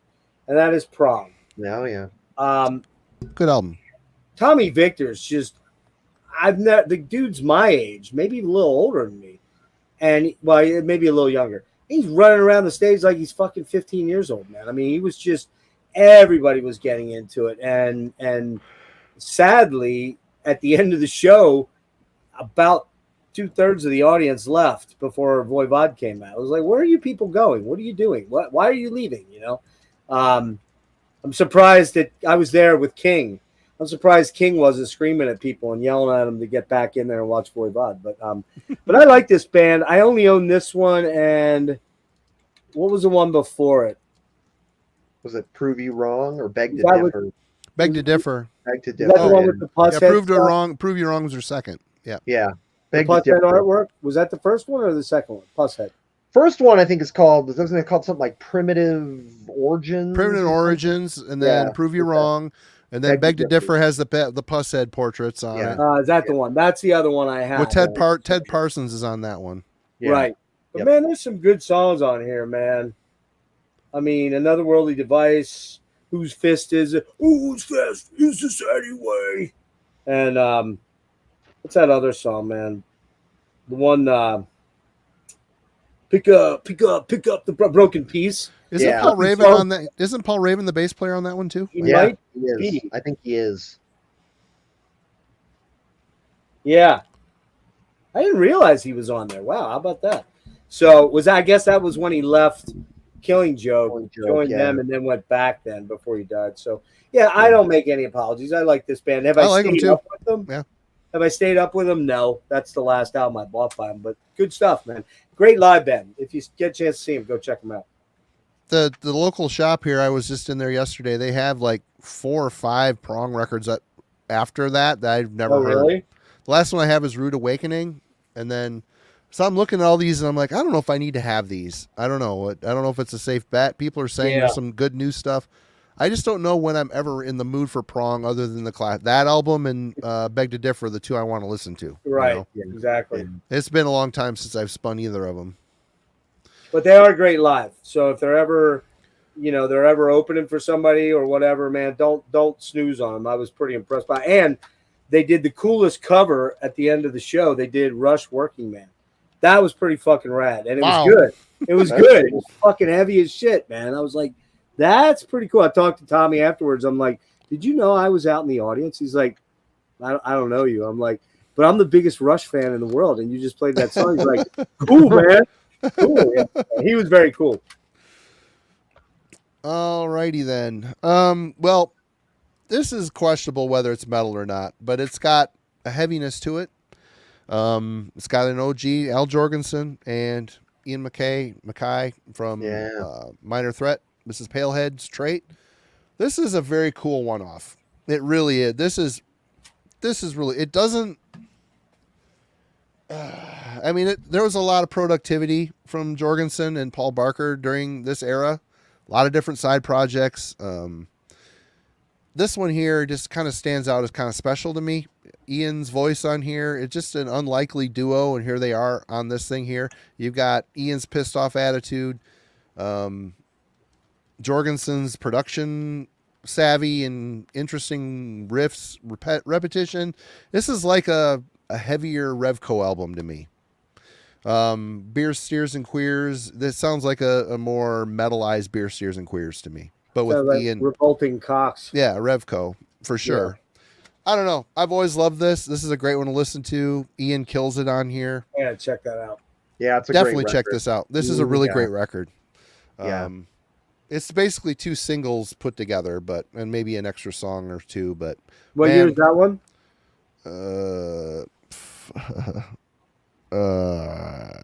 I can't read it. Everybody, we need to get a GoFundMe together to get Marty some fucking glasses. I grew up with perfect vision, a family of wrecked eyes. My eyes have been great until I hit 50, and then it's just been completely down the toilet, which isn't great. But welcome to bifocals. Yeah, I'm there with you. Check this out. Yep. Just embrace it. It's so much easier to just embrace it. I don't want to be a 4 eyes. It sucks, but it's better than being blind. Yeah, it's getting to that point. True.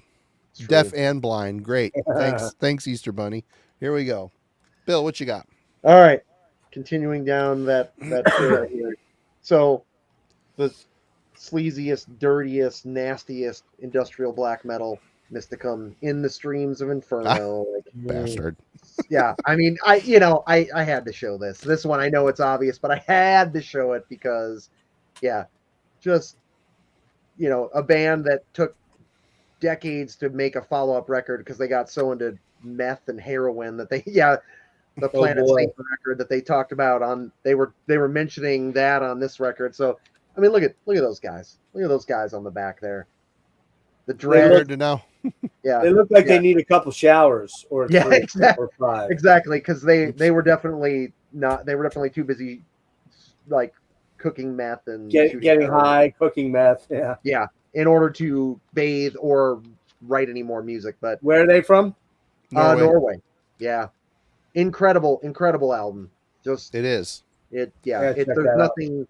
This is kind of, I mean, really the alpha and the omega for industrial black metal. I mean, there's other stuff I like, but this, nothing tops it. So I've heard that name a lot, so I'll have to go check them out because I just haven't got there. Yeah. What'd you think of this one when it came out?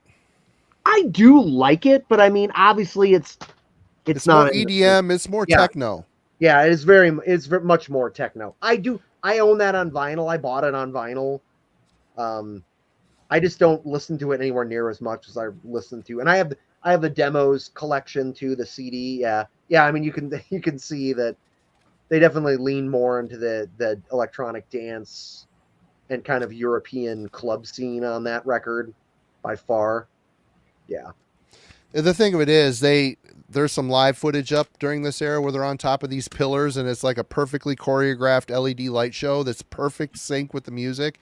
It is amazing. It is amazing the time they went into. Whoever designed that, it's great. Absolutely killer. Yeah. It's online. You can go check. Roadburn, I think they played. They're on like these one is each on a pillar, and the pillars are LED screens. Behind them's LED screen. It's perfectly seamless. It's cool. They had to shimmy up on ladders to get up on there before the show. It's pretty cool. Oh, wow. Yeah. Anyway, Jeff. So this is just a quickie, and then I'll throw a different one in. But we talked about this band already, Fear Factory. This is the only one I own, which I thought came out after Demanufactured, but somebody else said there was another album in there, but I didn't think there was. But this is another Reese Fulber one. I think this album is probably the most. I don't know if it was their biggest seller. I think it might have been because they went to Road. Were they always on Roadrunner? Yeah, I guess they were. Yeah, they were on Wax Tracks originally. I think they were on Wax Tracks. Frontline. No, you're talking Fear Factory. Sorry, I thought Frontline. Yeah. No, they were always on Roadrunner. You're right. They were. The interesting thing about this, and the probably the best part of it is, I have that one, man. Look at that cover. That cover is so fucking terrible. Yeah, it is. I have this on tape too. It's a different cover on the cassette. I have 2 or 3 different versions of that, Marty. When I was super deep into FLA collecting, the German copies always had different track listings and fucked up printing them on them and stuff. But the one cool thing about this is they do a cover of Gary Newman's Cars. And I could not find any of my Newman, but I'm trying to find my phone so I can pull up Gary Newman's recent stuff is far more metal centric. It's a lot heavier. But this is not a bad album. Edge Crusher is really good. As I recall, Smasher Devour is pretty good. Obsolete's good. I mean, I'll probably, now that I can't find those first 2, I'll probably go out and buy them now because that's just how I always operate. It's like, fuck. I hate that shit. I hate it. Like, I hate when I do that. But when we came up with Collector Scum, if you look it up, there's a picture of Jeff in front of his computer. There is. Ordering. There is. I came into a little extra money the last 2 months. I'm not going to get into why and how, but holy fuck. The OF is really starting to pay off for you finally. What's that? OF is starting to finally pay off for you. Well, listen, man, me and a thong. Feet in red panties. Wow, who would have guessed? Me and a thong. You just don't want to go there, boy. You just don't want to go there. But, all right, so we got to kind of talk about this band, and you may say, well, they're not metal. They're more rock, blah, blah, blah, blah, blah. I would honestly argue that the first 2 albums by 9 Inch Nails are pretty fucking metal. They're pretty heavy, and they're certainly very industrial. Oh, yeah. You know, how do you get around what Trent did for the industrial rock, hard rock, metal sort of thing with these first 3 albums? Particularly, I was looking for the first 2. I couldn't find them. I have them. If I was to pull one specific one, it would probably be Downward Spiral. But I love Head Like a Hole. Not Head Like a Hole. Pretty Hate Machine is great. Mm-hmm. I remember when I heard that album, I was like, holy fuck. This is pretty revolutionary. And it Well, was. it had like a whole song in the video for it. I mean, that is the best song on that album for Sick sure. as And the fuck. video's cool. Yeah. Oh, it's sick. But this is a good one too, man. The Fragile it's a lot less metal overall, but there's a lot of dark, brooding, electronic and heavy guitar stuff on here. So, you know, I really like the early 9 Inch Nails. I really haven't followed them since, I couldn't tell you when, maybe year 0 maybe was the last one I got or something like that. Because then it started to kind of sound the same to me. But, you know, Trent's pretty important in that whole crossover. Like there's the OGs of Skinny Puppy and Ministry and Al and Ogre and Kevin, Kevin Key and all those dudes and the frontline guys. And then these are kind of like the next generation of the bands that rocketed over them in a lot of ways. They got bigger than them in a lot of ways. So good album, good band. The first couple of albums for sure. So He was in a band called Slam Bamboo. Nice. Did not he know was that. always he's I not didn't know far. that either. He came from Mercer, PA, which is out above Pittsburgh. And they actually played out this way back before they became 9 Inch Nails, long time ago. I never saw them, but I knew about them. So Hesitation Marks from 10 years ago was their last album. Okay, there you go. So it's been a long time. Trent's making a lot of money doing soundtracks for movies and kind of being Hollywood. And Didn't he get a Grammy or something this last couple Yeah. of years? Yeah. Atticus Ross, that guy, that producer Yeah. guy, a lot. Yeah. I think. Yeah. Yeah. Yeah, they won it for that movie about Zuckerberg, wasn't it? The The Zuckerberg Social movie? Network. Yeah, I think it was That's the it. Social Network. Yeah. Yeah. Yeah. So I like them. I'm not gonna, renege on that. I think, I still enjoy a lot of those early 9 Inch Nails. Do I pull them out that often? No, but let's be honest. The amount of shit I buy, you guys know this. Does a lot of that early stuff come out a lot of the time? Be honest. Does it? No. No. Yeah. No. It's a sickness. It's a sickness. Well, hell, you've got a whole room full of shit you've bought you haven't listened to. So Oh, I got a lot. I got a lot of shit. Trust me. And I am going to have a listening party for Joni Mitchell then, Marty. And I know you want to be included in that. So yeah, we have to get my OF camera set up, and I'm not gonna be able to make it. Yeah, check out Fat Guys That Fart on OF. That's my new YouTube. Guys that fart. Fatty farters. Fatty. Yeah. Fatty farters. Yeah. Yep. All it right. could be me at times. Yeah. Okay, I can honestly say that I have not listened to this since it was sent to me. So, but does anybody remember the band Symphony of Grief? No. Well, they were a East Coast, I want to say Jersey. Is that right? Anybody in the, I don't know. Basically, it was a 3-piece. They used a drum machine. They were basically they're a Wild Rags band. They sounded a lot like Incantation. Well, Jay Anderson from Symphony of Grief, when that went dead, started up Krypton. This is Subversive Frequencies. This is a 6-song. I don't know if this is an EP. This is sent from Jay back in the day when it came out as a promo. Got his address even. Wow. He does guitar, bass, synth programming. A guy named Mark does drum machine sample sequencing. And then Adrenaline does vocals and sound bites. So this is there's some metal, some guitars in here because of Jay. But a lot dancier than I was expecting it to be. I remember getting this for a promo way back in the day and like, I don't know what I think. There was even like a video. They put out a videotape. They tried to do the whole audio visual thing, and it's just kind of cool seeing someone that was in like a death metal band with a drum machine moving even further into the electronic realm. Again, I have not put this on. It could suck. I don't know. But yeah, anybody heard this in the chat? Anybody? No, that doesn't ring a bell. I've never to me even at all. heard of that. Yeah. Yep. Never heard of it. All right. That was the deep cut for the night, I guess. That was a very deep cut. Very. I think you two guys are going to be deeper at this point going forward, and Eric too. I'm going to be more the easy stuff, but I have a couple that I know I wanted to grab, and I can't find my phone, so I don't know what they were.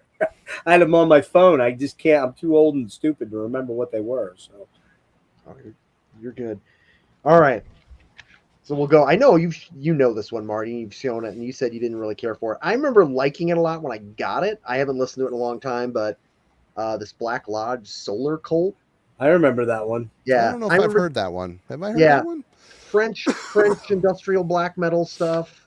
I want to say this came out 06, so it's almost 20 years old now. Wow.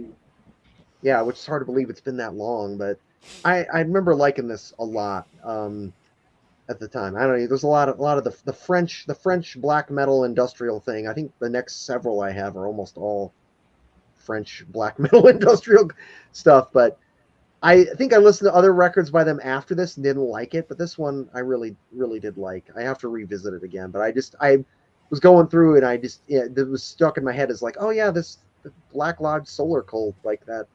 Maybe I just don't remember exactly the specifics of it, other than that it's a black metal industrial hybrid. So, and you get the nice. The cover's kind of shitty. It's just like a fucking, I don't know, oil refinery or something like. But black and white, shitty design on the CD. You're like, what is that? Is that like it looks like something from like the Batman 60s TV series, like a pow slap bang kind of thing, but I don't know. Got to re-listen to it. It But kind of looks like that Chat Pile cover. Oh yeah, it Chat does Pile kind has of that same kind of cover, that industrial, sort of thing. So it does kind of. Did you know your camera's off, Jeff? Oh, sorry. Yeah, I was looking for my phone. I found my phone. Oh, right on. I don't know why it didn't ring. It's kind of weird.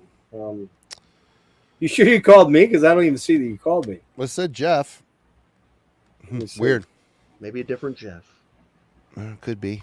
Yeah, they didn't pick up any. It's not you. That's kind of weird. I don't know. You probably called some hooker somewhere or something like that. Yeah. Good. You never know. All right, I'm gonna go staying in the 9 Inch Nails. Is this metal again? Some might argue not. It's pretty heavy, but we'll stay in that vein because I got to go. I'll probably skip a turn because I got to go pull a couple here that I completely forgot that are up here that are a little more obscure. But Filter, the first album, Short Bus, they're most known for that song "Hey Man, Nice Shot," which was about R. Bud Dwyer. Which, believe it or not, the day that happened, I believe it was I want to say it was 84, but it might have been a little later than that. Maybe it was 89, but I think I was in college, and we were all sitting around at my buddy's house drinking because it was snowy that day, really bad. And they cut to that thing, and it's about R. Bud Dwyer, who was a politician here. And he was caught with his hand deep in the yeah. And so and he actually shot himself at on the press camera. conference. Yeah. In the press conference. Yeah. Right. Yeah. And they had it live, and then when they saw him pull the gun out of the bag and go like this, they cut the feed, and then they came back. So I was actually watching that live. Later, then this album comes out with that song, with and I think it's a pretty good album, man. It's in the 9 Inch Nails first two album vein. A lot of heavy riffs on here, a lot of drop D, easy stuff. But I mean, Richard Patrick, who was in 9 Inch Nails for a short while, is the main dude. And the first two albums I really like. I think I had the first three, and I kind of dipped out on that. But Filter. Again, I'm probably going to be showing a couple of the more common ones that you might have heard on the radio. I do have a couple other ones here I got to pull that are more obscure, but not a bad album. Not a band I listen to anymore much, but not too bad. So I got to say that the whole footage of him doing that is on that Traces. Christopher says on Traces of Death. That's some pretty gruesome footage. It's terrible. Just to see the lights go out so quick and all the blood, and it was Oh, pretty, he's just fucking, the spray out the back of his head. pretty impressive. Yeah. Yeah, that ain't the way I would go if I had to choose my own. Well, I wouldn't have done it in front of a bunch of people. That's for damn sure. While he wanted to do it, he felt he was being wrongly accused. He was in deep, and he knew he was in deep, so he wanted to make a bold statement. And it was pretty harrowing for all those people in the room, though, man. I mean, like, even if you didn't like the guy or whatever, I mean, like, there's one guy I don't like, Marty. You know who that guy is a lot, a politician. And if he did it, I don't think I'd want to be in the room, but I really don't think I'd be very sad either. So, sorry, is what it is. But yeah, that's pretty gruesome, man. To blow your fucking brains out right in front of a camera like that is pretty craziness. Yeah, it's nasty stuff. Well, I think this is my last Al Jorgensen project, but this is a 2016 surgical meth machine. Oh yeah, that's right. I forgot he did that. This is when I think he was done with Ministry. And of course Ministry has put out 2 or 3 albums since this has come out. So obviously it wasn't that done, but this is basically Ministry fast. It really lays on the BPMs on this. Is it exceptional? No. There's a couple good songs on here. I can't remember. There's a couple videos for this. It's not bad. It's just super aggressive industrial with, metal. Eric is on his way. It looks like he's got out late from work. All right. No big. We're here, Eric, so all good. But yep, surgical meth machine, super aggressive. It's like a super fast Ministry. It's good. Is it great? No, I got it for cheap online and had to hear it on Nuclear Blast. Oddly enough, so there's that. Bill. All right. Like I said, as I was. Oh shit! I didn't pull I should have pulled Lard. That was a good one too. Yeah, that's what I thought you were gonna pull. Yeah. The last Temptation of Reed is a great album. Yeah, when you pulled Palehead, I thought for sure that made me remember Lard again. Of course, man, I haven't thought about a lot of that stuff. Like I used to have it, and I don't know what happened to it. I probably was again at some point really broke and traded it all in for other stuff. Probably what happened with me. Yeah. Yeah, when I was younger, because I mean I had all that stuff. But anyway, this band Vega. So this is another kind of black metal industrial. This was like an early Deborah Morty Productions. Wow, I think I have that somewhere. Yeah, I used to. This again is probably like maybe 07, 06, 07. Yeah, really, nightmarish, creepy. Get the inside there. This does a much better layout than the Black Lodge thing does. This definitely conveys the creepiness, and there's a lot more. Again, I don't know what it is about. I think these guys might be French as well, but there's a very much kind of this weird kind of cocaine, hazy drug vibe to this whole thing. Oh, that's what that's on the cover. Okay, I get it. Yeah. Also, cocaine lines. Yeah. I think so. Yeah, I'm pretty sure. I'm pretty sure it is. It does. It also looks like the Thing. Yeah, it does. Yeah, it does look a lot like that movie poster. So, but weird. Yeah, it's I mean the back there with kind of the inverse. I think it's somebody like cutting a line or something like that, or cutting up pills, something like that. What year is that one, Bill? I want to say I'd have to look, but I think it's like 07. I want to say it's like 07. That's my guess. I can't read on here a date. It doesn't look like a date is printed on the outside, but the album is actually called Cocaine. Is it really? Yeah. Nice. So that's another one there. So in the nightmarish black metal industrial genre there. Someone mentioned I would love to have pulled this one and didn't think of it, but I'll steal the thunder a little bit. Thorns, the album Thorns is fucking so cool, man. Do you have it, Marty? Yeah, I can show it. Okay. I just have a promo for it. I love that fucking album. It's so weird, and it's very, in a lot of ways, it's very much like another band I'm gonna pull here if one of you guys don't pull them here in a sec. But I fucking love that album. What's your thoughts on that one, guys?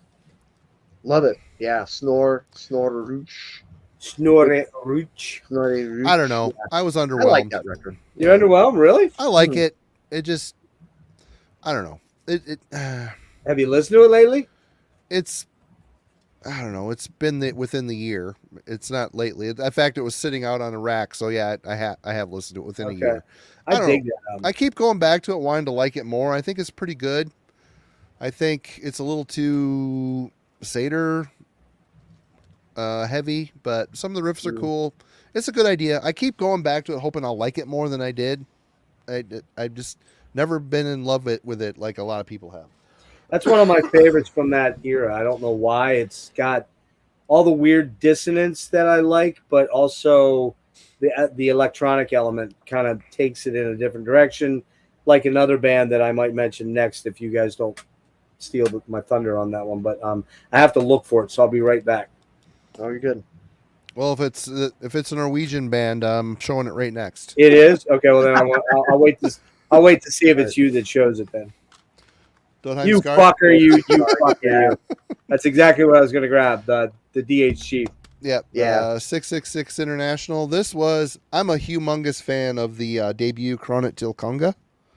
I love that record. It's a weird Norwegian black metal album that doesn't sound like everybody else.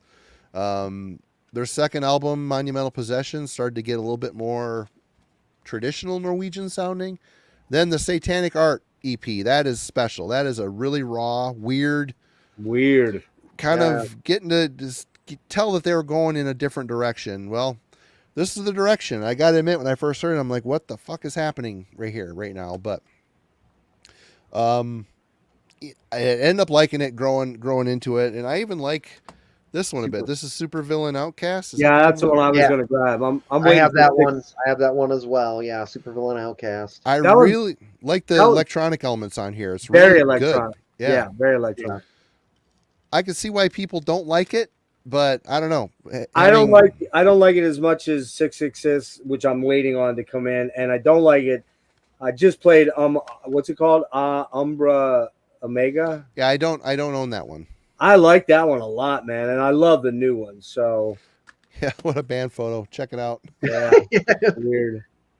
Very yeah, it looks like a rave or a new metal band photo almost. It's interesting though. Are those blue MC Hammer pants? Cool. Yeah, kind of. Are we sure that's not Blue Man Groove right there? Blue Man Groove. It just kind of come to a point where during this era, it was bugging me because I'm a big fan of the Norwegian black metal sound. It seemed like that started to die off, and bands either went electronic and weird, or they went like a Zyklon or was it Merkskog? Yeah, they got were they Norwegian? They went very like turbo super fast modern death metal with a weird industrial vibe, even though it really wasn't. They just and black metal was kind of like, whatever. We've moved on from that, but there's a few bands that maintained it, the spirit. But did you get the? Did you guys get the Dodes McGurd, the new project he's doing with Apollyon? we've got a promo for it. I haven't. Yeah, I do to it yet. too, and I'm trying to get Yusuf on. I think I'm going to get him on here very shortly. Cool. And he's a very interesting guy. Super deep, man. Super intellectual. Super but super cool too. So the Dodes McGurd or whatever, man, check that out, Marty. I don't know how to say that fucking word. Church McGurd. Well, it's like Dodem's Guard, but it's Dodes McGurd. I think they spell it McGurd.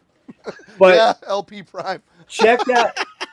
Oh my god. Yeah. Oh my god. Yeah, check that out because I think you'll enjoy that a lot. It's very black metal-y, very avant-garde. You know, a lot of people probably, I don't know. What was your feeling on Black Medium Current, Marty? I really enjoyed it. Yeah, Okay. yeah. I mean, it's very progressive. I still haven't bought it yet, but I'll get there eventually. Very proggy, but very out there at times too, which is what he does. You know, he gets weird, which is really cool. Yeah. All right, Bill. Talk a lot. I'm gonna go pee. I'll be right back. Okay. All right. One last one in the weird and black metal industrial thing here. So this one, Spectre Near Death Experience. I know that one. Yeah. Yeah. So this one, let's see what the year was on this. If it's, I think he worked. Didn't he work with Andrew Lyles? Yeah, he did. I have that. Yeah, so this is on Candlelight. Again, pretty much, I want to say it's around 07, 08. That sounds about right. As well. So I think he did other stuff after this. I don't have any other Spectre besides this specific one, though. So, but again, haven't listened to it in so long, but I remember really liking it a lot. I'm going to have to like revisit because a lot of them, as you guys know, we all end up buying tons and tons of stuff, and you're trying to keep up with all the new things you're getting, and stuff gets filed, starts to collect dust, and then you go, "Oh, I should listen to that." Yeah, it's been like 10 years. Yeah, exactly. You're like, "Oh, when's the last time I listened to this?" Oh, it was 15, 16 years ago. And fucking stupid. It's so stupid. But hey, Aaron, this is for you, man.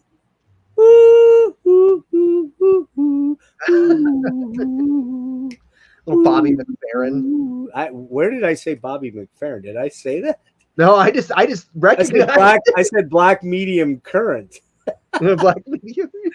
Bobby McFerrin. All right, I'll just go since Marty's doing that. There he is. Okay. And everybody's gonna shit on me in the chat. Go ahead. I can take it, man. I got big motherfucking shoulders, bitches. Bring it on. Yes. I brought it up. Yes, I brought it up. That's the first time Marilyn Manson's ever been shown up. I have two Marilyn Manson. I was going to end with it, but I have two Marilyn Manson CDs. I just threw up in my mouth a little bit. That wasn't bad. I caught it mostly. Be a fucking man. All up, all right? God damn. I actually do like this one. I like that album. I haven't listened to it in years. It was the thing back then. I did get this one where he's all androgynously eunuched up. Dude's a fucking weird dude. There's no question about that. I did enjoy these albums once upon a time. I don't think I've listened to them in many, many, many years. But, you got a problem, send Marty Worm your complaints, all right? Screen your guests better, dummy. Why did you vet this guy better? Marilyn Manson on my feed. All right. Well, here is you know what? I don't know. There might be a level of sketch to this. If so, I apologize. But it's a cold meat industry project. Oh, yeah. There's a lot of sketch. Yeah. Always. But MZ412. Oh, my God. Yes. This one is all in Latin. I don't know. Got a guy being evil. Heinrich Nordvarger, right? Yeah. Yep. That dude's a fucking weird guy, man. Burning the Temple of God, which this is industrial with a definite black metal, poorly programmed drum machine, some sort of reheated, not the greatest black metal riffs, but still got some good screamy vocals on here. This one is a bit more noise, dark ambient mix, but yeah, this is where metal kind of goes reverse and infects the industrial / noise world a little bit. I don't know. I know there's like a Nordvarger project I haven't listened to. Again, if there's some, I don't know. I don't really pay a whole lot of attention, but if it is, sorry, wasn't intentional. I'm like, hey, check this out. But interesting if you're into that stuff. They're cold meat releases, so there's a level of that probably, but not always. You never know. Yeah. Yep, MZ412. Martial noise sounding, exactly. Yep, it's a Lord of Chaos photo. Mm-hmm. Okay, Bill. This is actually the last thing I pulled here. But not metal, but of course, somebody deeply involved in metal that started this whole subgenre. You probably know what I'm going to pull here. The grand troll himself, Mortis. Dungeon synth. I mean, pretty much where it starts. And of course, he was the bassist and emperor in Mortis. The very early days. They just Mortis, that Mortis Brighter Death Now tour just played here a few weeks ago. Did you go? I was gonna go, but I my oldness got the better of me, and I just You know what? The same thing Yeah. happened with me. I was thinking Yeah. about going, and then I'm like, do I really want to? Like, I watched a few clips of him online, and I got to be honest with you, he's pretty fucking boring live. that's the thing about. I mean, that's the thing about Dungeon Synth is like all of it. I mean, I was kind of more excited even for Brighter Death now because I Right. think, but I don't know. We were supposed to play that week. We were going to open for Nunslaughter, and then our guitarist ended up getting COVID. So I didn't go because I was worried I might get COVID at the Mortiz thing, and I was like, we're playing in 3 days. I don't want to get It's going sick. around again. Yeah, it's going around again, and then I know. I got it. Yeah. Bad. Didn't I tell you Yeah. before you went to that show, Jeff? Be careful. COVID's going around like. Well, no. It's worse. It's worse than that. I took an N95 brand new mask in my pocket, got there, started talking to the guys in Horrendous, started talking to all the dudes that I know, Alex Books, and I'm like, oh, fuck, I never put the mask on. Shit. Bam. 2 days later, I was like, fuck, I'm done. And I will say, I'm not going to lie, it wasn't nearly like the first time. It was different. And I'm still recovering 5 weeks later. I still don't feel right at all. So who knows, Yeah. So. Yeah. But anyway, yeah, I end up. Eric's like, damn, you've resorted to talking Dungeon Synth. I have. I've failed. I failed you. I failed you all. Anyway, but That's right. Marilyn Manson was out earlier, Yeah. Eric. Oh, So it's going to get better. It's going to get better. Get in here and fix this, damn it. You're our only hope to save the stream. Okay. That's where I tap out. That's all I pulled. So, all right. Jeff. All right. I have. These are all kind of borderline, I'm going to admit, because I guess we could do that one, but that's just a throw up there because, it is what it is. And to be honest with you, I haven't listened to this in a while. Really, really, if you really get nitty gritty about it with Skinny, they didn't really become overrun with guitars until The Process, which I don't own. I actually don't own that album. I ended around, but that was the one where they really brought the guitars to the fore and it was kind of a metal album, with Jihad and all that stuff on it. But this one's pretty good too. I mean, they're all great. What am I saying? That's the first one I ever heard. That's like a nightmare on disc. I love it. This can't be the original disc though. This had to have been a buy from somewhere else because they didn't come with blue inserts like that. So, all right, this one's gonna be not. I don't think it's really metal, but it kind of is. But it's a cool album. Very electronic. A lot of cool samples in it. Is it metal though? Probably not. It's more like really hard rock. And that's kind of, you guys are pulling some weirdo things that I showed some of my weirdo stuff, and a couple of them I'm going to try to find here. But this is a really cool album. If nobody knows this, man, it's a band called Vast. It's kind of a one-man dude for the most part. Video, audio, sensory theater, and he uses a lot of weird, like. You guys remember when you guys are old enough to remember this, when like Enigma and Deep Forest and all that sample heavy shit with the Gregorian chants and the monks and all that shit. Yeah. And yes, I own all those albums, so fuck off again. All right, just saying. All right. But this one's really cool, man. I don't know if anybody knows this, but check this out, man. It's hard, it's heavy, a lot of good riffs on it. But it's got these really killer weirdo samples out there, man. And it's like I keep going to Gregorian chants, but that's not what they are. They're more like Aboriginal type things where you'll hear a guy go, oh, it's like, then you hear this heavy slamming riff come in and, a lot of electronic percussion stuff. It's touched. That's it. That's all touched is fucking great. And I know you guys, if you heard it, you'd be like, oh, that song. Yeah. Great stuff. So Vast visual, audio, sensory theater. I think they put out, it's a guy named John something, Jon something. It's a very unique sound. Exactly, Glenn. I think they put out 4 albums, or he put out 4 albums. I can't remember. I think I have 2. Because then the gig, the shtick got kind of old by the end of the second album. I'm like, all right, is it always going to be like this? But this album, this one here is, if you see it for a couple bucks out in the used store, trust me on it, grab it. You'll probably enjoy it at least for 6 or 7 minutes, or maybe a day. I don't know. That sounds Who good. knows? Sounds Who knows with us, right? interesting. True. Yeah. All right, let's get to something new. And it's weird because this is on $20 spin. I got to thank Eric, our future guest here. He's coming in soon, for turning me on to this band project. It isn't a band, it's a project. Black Magnet. Yeah. This is totally not $20 spin, but I applaud them for trying something different. This is the first one, Hallucination Scene. Is that what it is? Yeah. Hallucination Scene. And the second album, Body Prophecy, which is a super cool cover. It's so weird. Yeah. I always got it. I always have to sit there and stare at it like, what the hell's going on here?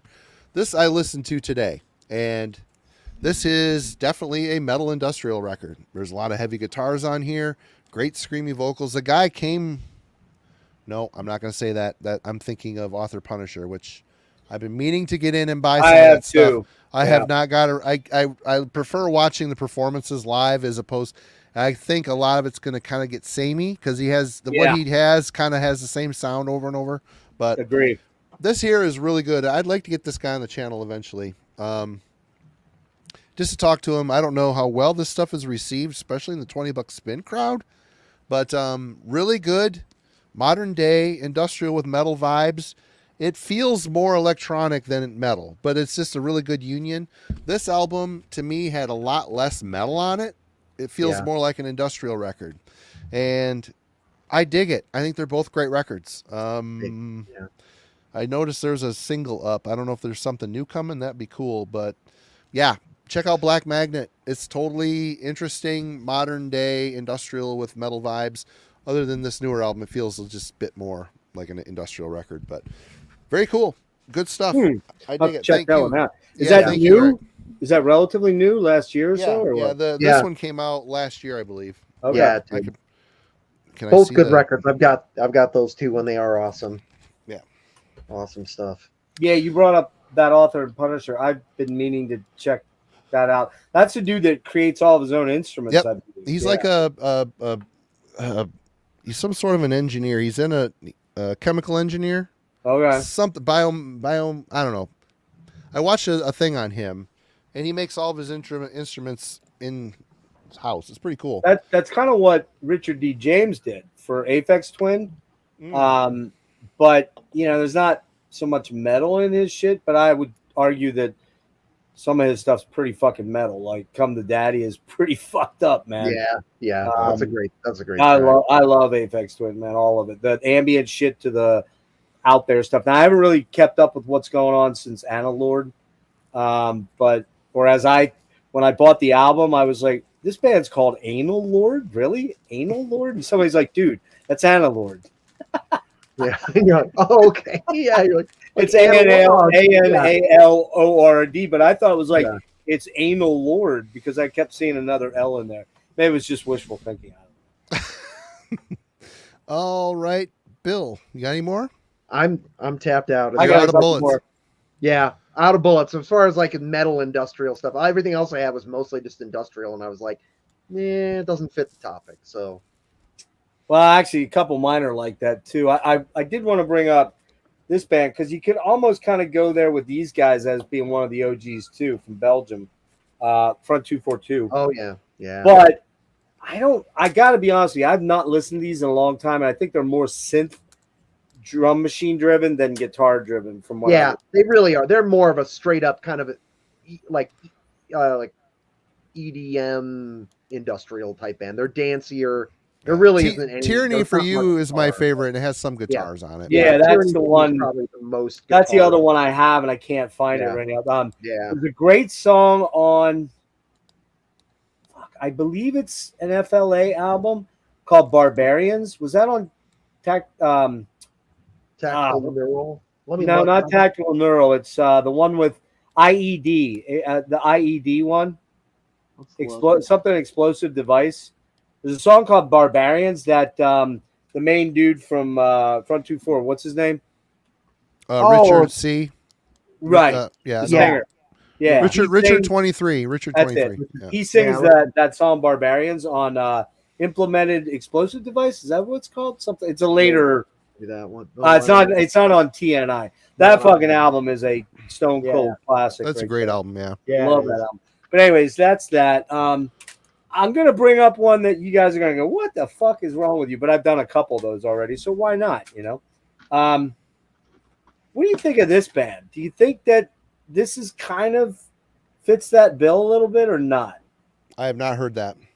I wouldn't really call them, I guess, industrial metal, but they are avant-garde. Avant-garde, I guess. They definitely fit into kind of because at the times they have that soundtrack kind of cinematic feel. Well, that's this one. This one here is Yeah. where they take a bunch of cuts and then intersperse their stuff. And I saw them open for Tool, and there was a lot of guitar because Buzz Osborne was playing for them. So it was pretty heavy as shit. But yeah, they're all over the place. That's the trouble thing. Like the last album that they put out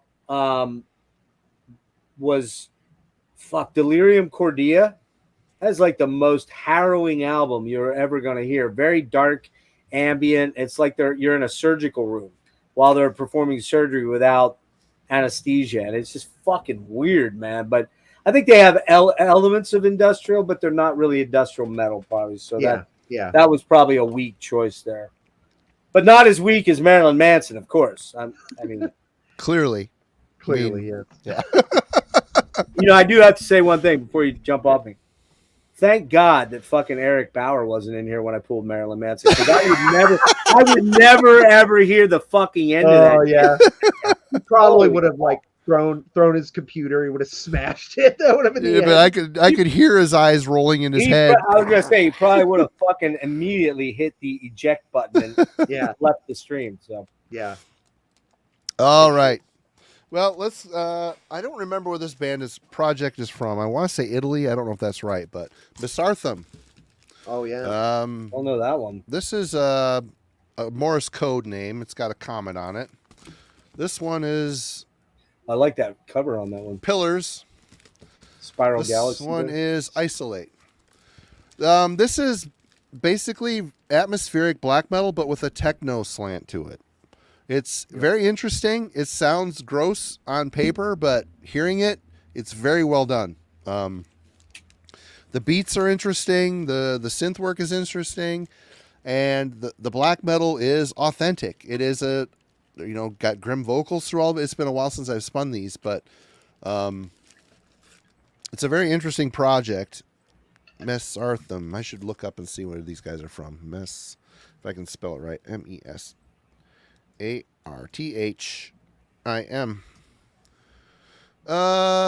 Australia. I was not even close. It's Australia.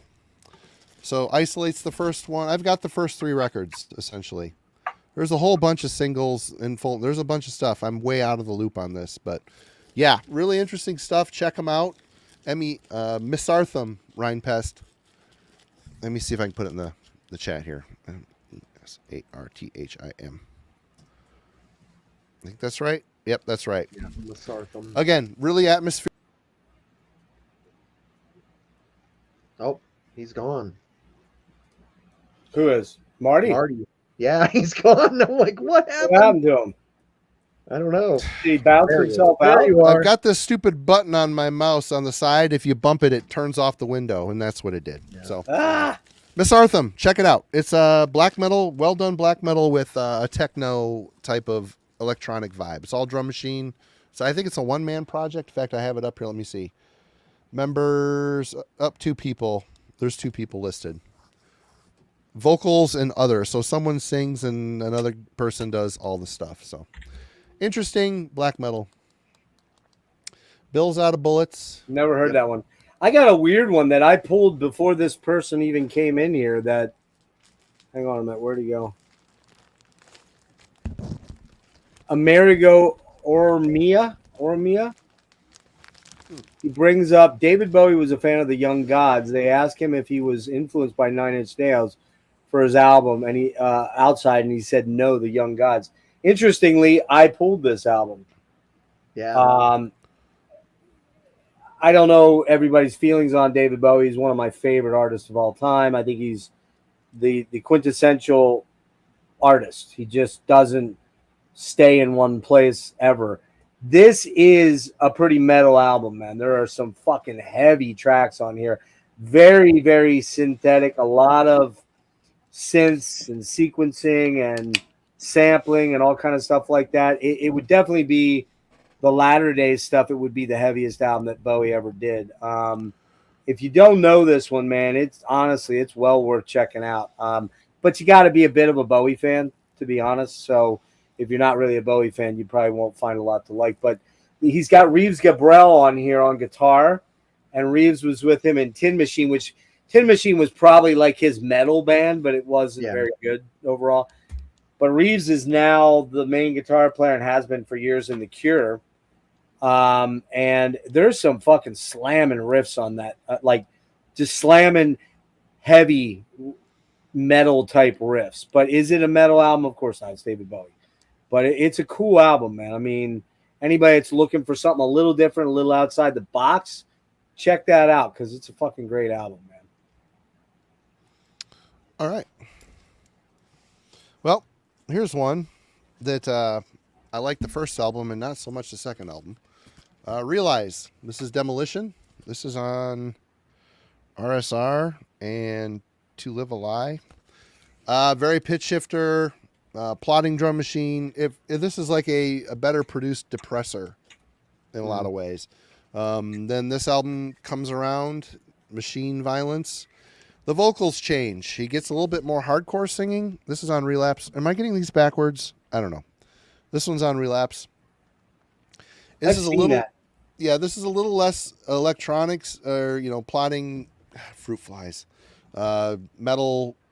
It's still metal, but the vocals changed and it's a little less plotting. I don't know. There's something about this record that didn't hit me like this one did. So, or am I getting these backwards?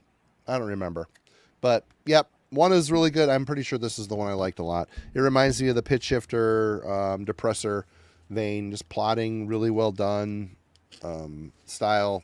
This one changed a little bit. Still decent.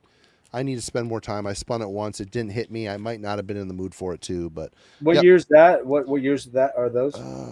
Realize this came out in. This is 2020. This one doesn't have a date on it. Oh shit.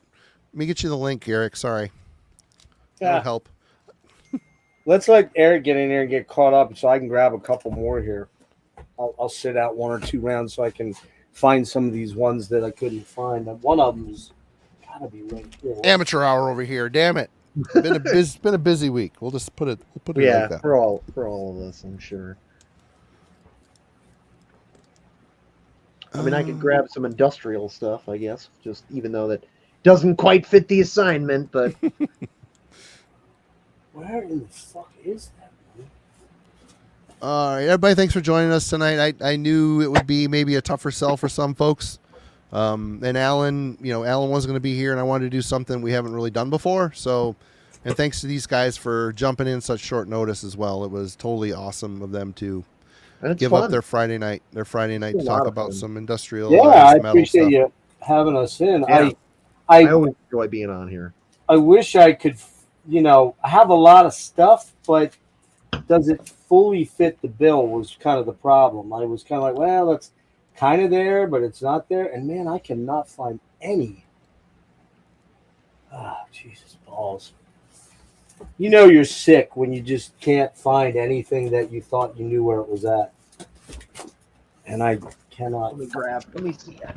Well, while these guys are looking and waiting for Eric, I'll show some more. I got more stuff. Yeah, go for it. All right, my favorite era of pitch shifter, industrial, great album. I know when this came out, Justin Broderick was pissed at the band for what he considered as stealing their sound, but they kind of were. The thing about pitch shifter is they came at it from a crust punk perspective. It has a crust punk vibe. This is the demo, which is cool to have. This here is the apex for me. This Submit album, or it's an EP essentially. This thing is freaking awesome. Eric Bauer, welcome. We're getting a feedback. Feedback. We're getting it must be your PC speakers. No, you suck. Hang on. I do suck.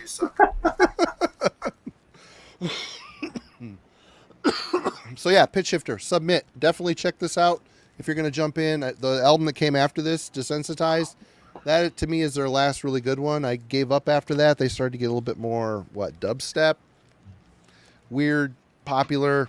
But this is fantastic. This to me is their best. Oh, I don't know where it's at.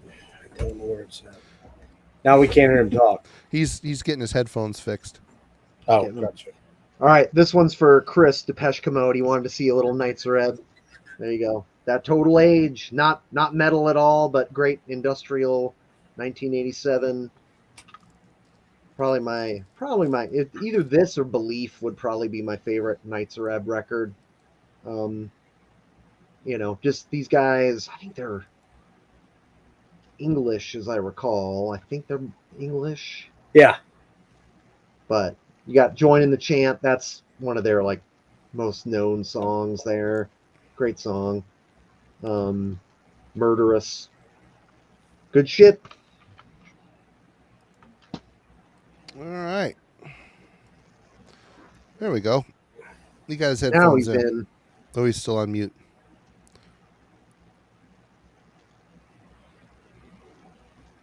Is he good to go? I got another one. I'll show another one while he's figuring it out. I've shown this before. I don't know if this is straight up metal, but it's got Decile Exercise and Tension. I really like this album. They, in fact, Elaine Jorgensen appears on here. I think he is on the Isolation. They do a cover of Joy Division's Isolation. Oh, wow. Great song. It's a great cover, an industrialized cover. This is actually a really good record. I wouldn't say metal, but it's heavier. It's industrial with a heavy rock vibe.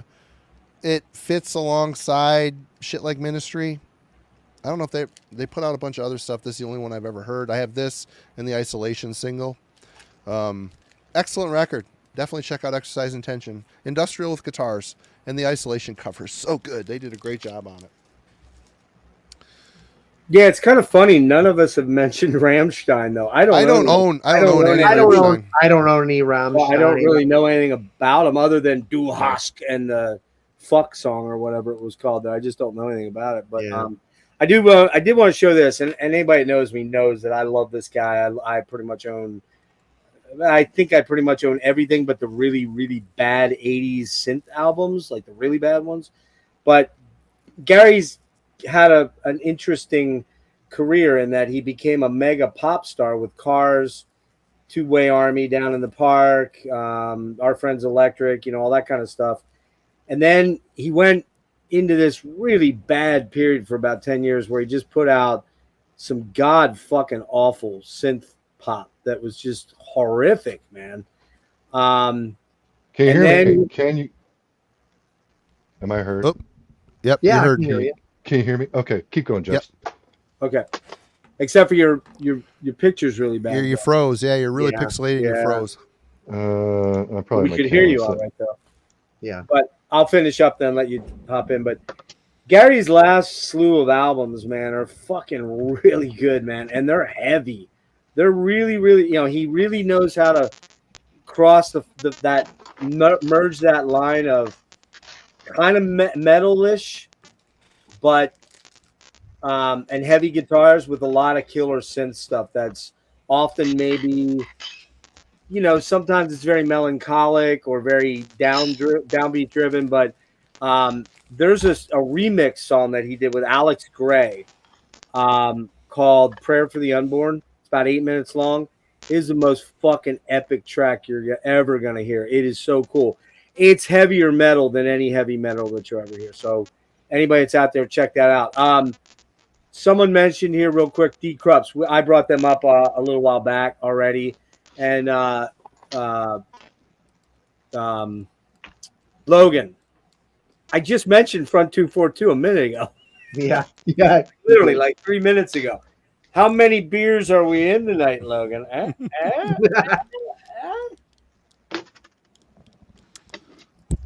the way, speaking of that, Is my picture any better?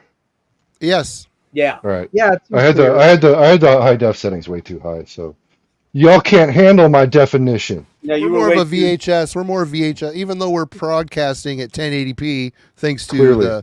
the rate hike of Thanks to the StreamYard. $45 fucking rate hike of fuck that shit. Eric, you're absolutely beautiful. That empty chair is just amazing. You look fucking stunning, dude. There he is. Oh. Like he just appeared out of nowhere. Yeah, it's like an apparition. That was like David Copperfield shit right there, man. Everybody, welcome Eric from High Definition TV. Good to have him back. It's been a while. Hope you've been well. Thanks for the last minute invite. Sorry I'm so fucking late. That's how Ellen is the one that pre-plans everything. I'm a holy shit. It's Friday. It's Wednesday. I need to get shit rolling here. Yeah. What a dick that. I Ellen. suck. He hits me up at like 1 a.m. on Wednesday. And I go, hey, you want to jump on? Just knowing full well all my shit's in like 8,000 boxes and closets everywhere. I'm digging around. Hey, that's how it works. That's what happens, man. That's what happens. You're still freezing. Your audio's good. Come on, man. Fine. Your picture's frozen. Yeah. Oh my god. Hang on. You look disappointed at us. He does. It was the Marilyn Manson. He's judging for the Marilyn Manson. Yeah. Oh, there we go. Is that better? I mean, it's darker, but yeah, that's better. Yeah, You're animated, but it's delayed. It's not lining up with your audio. Your audio is one of my picks, Eric. And I know it's probably one of your favorites. But I did pull this out. I know you're probably pretty excited about that. So, all right. What about now? Still delay. Well, no sound. Okay. I wasn't saying anything. I was just moving my mouth. Yeah, your audio comes first, and then your lips move. It's like we're watching a kung fu movie. Jesus fucking Christ! All right, is that good enough? We can try it. Hang on. Oh, you're frozen again. Now you're froze. Did you try going all the way out and coming back in? That often will boot you into a different cell. I had that happen with Yuha from Swallow the Sun the other day. Great interview, fucking super cool dude, but I'm so behind on your stuff. He kept like freezing, and so it's kind of, which is very difficult when you're doing it as an interview and you ask a question, then they're talking, and then you can't anticipate when they're going to end. I know, and I love to talk, so it's like I'm going up, that kind of shit. Yeah. You look so fucking handsome, dude. Hey, it's better. Yeah, is that far better? Oh yeah. Okay. There it is. There it is. Sick. Now they say reboot your computer. When it comes to StreamYard, just go out all the way and come back in. They can bite my ass. Well, okay. Good to see you, sir. It's good to see you, Eric. Thanks again for joining us. Sorry it's late. Yeah. When did you start like 6 my time? Is that how long you've been on at this point? Yeah. Or it's like 7 my time. 6. Yeah. 6. Jesus Christ, man. Sorry. You got a lot of catching up to do, so blast us with a bunch of weird shit. Yeah. Weird shit. I'll just start with a pedestrian. This is probably one of my starts. It was like this shit right here, right? Yep. I mean, this is easily the best thing Ministry ever did in their early career.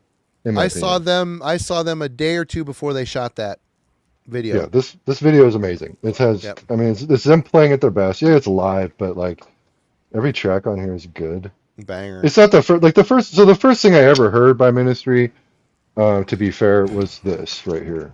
Burning Inside. I have that too. I have that single as well. Yeah, Killer. The shit is it's the best edit of that track that ever. Like, it rules. And your whole philosophy on the last video you did with the industrial stuff and how the singles are sometimes mostly better. You're not wrong. They're always better, dude. Very cool. Yeah. So I don't know. We could also go say, like, this is a big starting point for me too, and some people might be like, what's up with that pick? Neurosis. Souls I was going to say that one. Great pick. Yeah. That's my favorite Neurosis album. Yeah, I love that. There's Silver Blood as well. Yeah. A lot of, there's so much industrial like stuff on here. Like, yeah, it's not a punk record. This is like their first not punk record. Like, before this was, they did Pain of Mind first, and then after that was A Word Is Law. Yeah. Word Is Law was not a lot before this, but it still had hardcore leanings, whereas this is just straight up like It's an experimental noise rock record with a lot of industrial elements. Yep, I love that album, man. Yeah. A lot of It's good samples on there, weird yeah, samples. yeah. I mean, they had the sample that speech that sample. They sampled the original speech that Brandon Lee does in that one in the Crow documentary. Right. Like, Yeah. I can't think of the. I used to have it fucking memorized back in the day, but it's been so long. Anyway, that was a big fucking starting point for me. But how about this? I got a lot of picks here, guys. This That's is all right. you. Some of you might We're be like, out. "What?" Bill and I are kind of almost out, sort of. Yeah, sort I we're have of. a few left, but Oh, there you go. And why would I pick this? You say? Well, let's see. Let's look at the insert. Napalm Death. That's not applicable. Okay. All A side lyrics by two guys named Nick and Justin. Who are those guys? 82 to 86. Side one recorded and mixed at Rich Bitch 8-track Birmingham, August 86. Engineered by somebody named Mick Ivory. That doesn't really matter so much. But produced by ND, Napalm Death. Unseen Terror, and something called Head of David? What's Head of David? well, I that's don't know. Justin Broderick from Godfleshes. Head of David. Yeah. Jeez. I didn't put this in any sort of order, so Head of David. Pre-Godflesh. What does it sound like? It sounds a lot like the early Godflesh sounds. So like the self-titled Godflesh, which for my money is a better record than Street Cleaner, honestly. Agreed. The self-titled's my favorite. 100%. Self-titled rules. Then I like Pure better than the self-titled, but it's probably Pure than the self-titled for me. I like Selfless a lot too. Pure. But who's Nick? Who's this guy Nick? Nick Mullen. Oh, that'd be nope, wrong. Shit. That's wrong. God damn it. I'm all The scattered. theatrical display here is. I know, quite- right? Yeah. That'd be this guy right here. Control Bleeding. Nick Oh, Bolin. bleeding, yeah. Yeah. Oh, wasn't he in Scorn? Nick Mullen in Scorn? Oh, you mean I was gonna pull my old Scorn tapes. I couldn't find. you mean this? This right Yeah. here? Yeah, that's Mick Harris, Nick Bolin, Harris. and Justin Broderick. And Justin Broderick on this. This doesn't sound like Scorn would sound after this album either. This sounds like a more fucked up Godflesh is what this sounds like. The later stuff gets super. Well, the second album they just got really dubby, which is awesome too, Yeah, because dubby, that fucking that dub stuff is what got me into dub. It's what got me interested in dub and reggae. Is that fucking Scorn shit from back in the day. So check this out. If I could interject just for a sec. Many years ago, back in the old MySpace days, we all remember those days, right? We're old enough to Yep. remember those days. Somehow, and I don't recall how, I got in touch with Mick Harris on MySpace. Oh, he's super easily accessible. He'll if you message him on Facebook, he'll hit you Oh, back. really? Oh, okay. Yeah. I didn't know that back then. But I was looking for his dark ambient sort of thing called Lull. He had that Lull project. Yeah. He's And then got he a ton of projects. also the Scorn stuff. And I was like, man, dude, I can't find this shit anywhere. I just couldn't find it anywhere back then on eBay, anywhere. Right. So I'm like, hey, I want to get. Do you have any CDs or any tapes or anything? Oh yeah, mate. I said, well, what do you want? How much money do you want for them? Well, you know what? Let's do a trade. I'm like, well, I don't have shit you're gonna like, dude. You know, I listen to fucking Marilyn Manson. I'm a pussy. What can I say? And he's like, no, mate, get me some fly fishing lures. Flies. Yeah. He wanted fly fishing lures. He wanted to trade. Good. So I went out and bought a bunch of fucking fly fishing lures, hit him up and said, I got all these lures for you. Never That's heard funny. a word back from him ever, that fucker. So That's- I threw all that's fine. Mick Harris, if you're watching right now, dude, I got a bunch of fucking flies for you, and I want those Scorn So- and Lull. At any rate, this is not really an industrial metal record. Like, No, it's a great record though. it has metal in it. Like there like the second track, "Crimes of the Body," like that has like a full on like grind segment in it, if I'm not mistaken. Fodder Song has some metal elements, but I mean it goes anywhere from sounding like grindcore to like Depeche Mode. Like it's a rad record. Very diverse band. But these guys, You guys see them live? Very. no, I unique. never did. But those guys, they went on to do this. Yep. Yeah. I showed Yeah, we those. talked I showed about those that. earlier. Yeah, the Yep. Skin Chamber, like this Wound record. The first time I heard this shit blew me away, and it was like, it's kind of like the elements that I loved about Godflesh and Pitch Shifter, but even more fucked up. It's very fucked up. It's Yeah. almost this hard is- to listen to initially. This is a dark album. It is, and it's dingy, and it's just dirty and scuzzy and gnarly. Um, and it, it has elements of like, if you could probably say, oh, if you like, or like the early Godflesh shit, like up to like Pure, probably like Skin Chamber. Same with like the first two pitch shifters. Um, but it's way more dismal than that shit. Like, and it's more like, what's the word? Sadistic sounding, I guess. And like, it's just like a mean album in a way that like those other ones are a bit more accessible by Godflesh and by Pitch Shifter. This is not an accessible record. And put up by RC of all labels, like wild.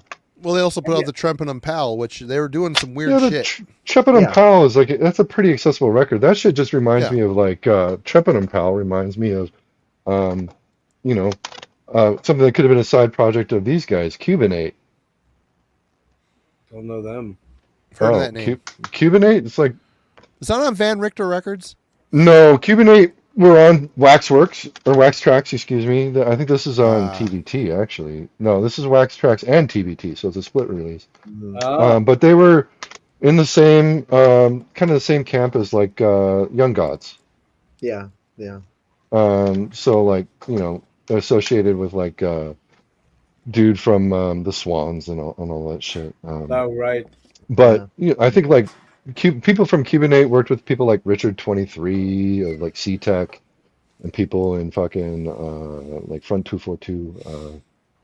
Richard Luke von Acker, I think, did some stuff with Cubinate, if I'm not mistaken. It's been a long time, but this Cubinate record right here is just vicious. It's more drum and bass than industrial, but the metal is like there. It is a heavy, just brutal album. It's awesome.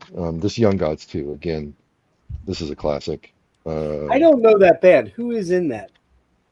They're like Anybody of significance or? no. I mean nobody unless you're familiar with the Young Gods. Nobody that Okay, you yeah. know.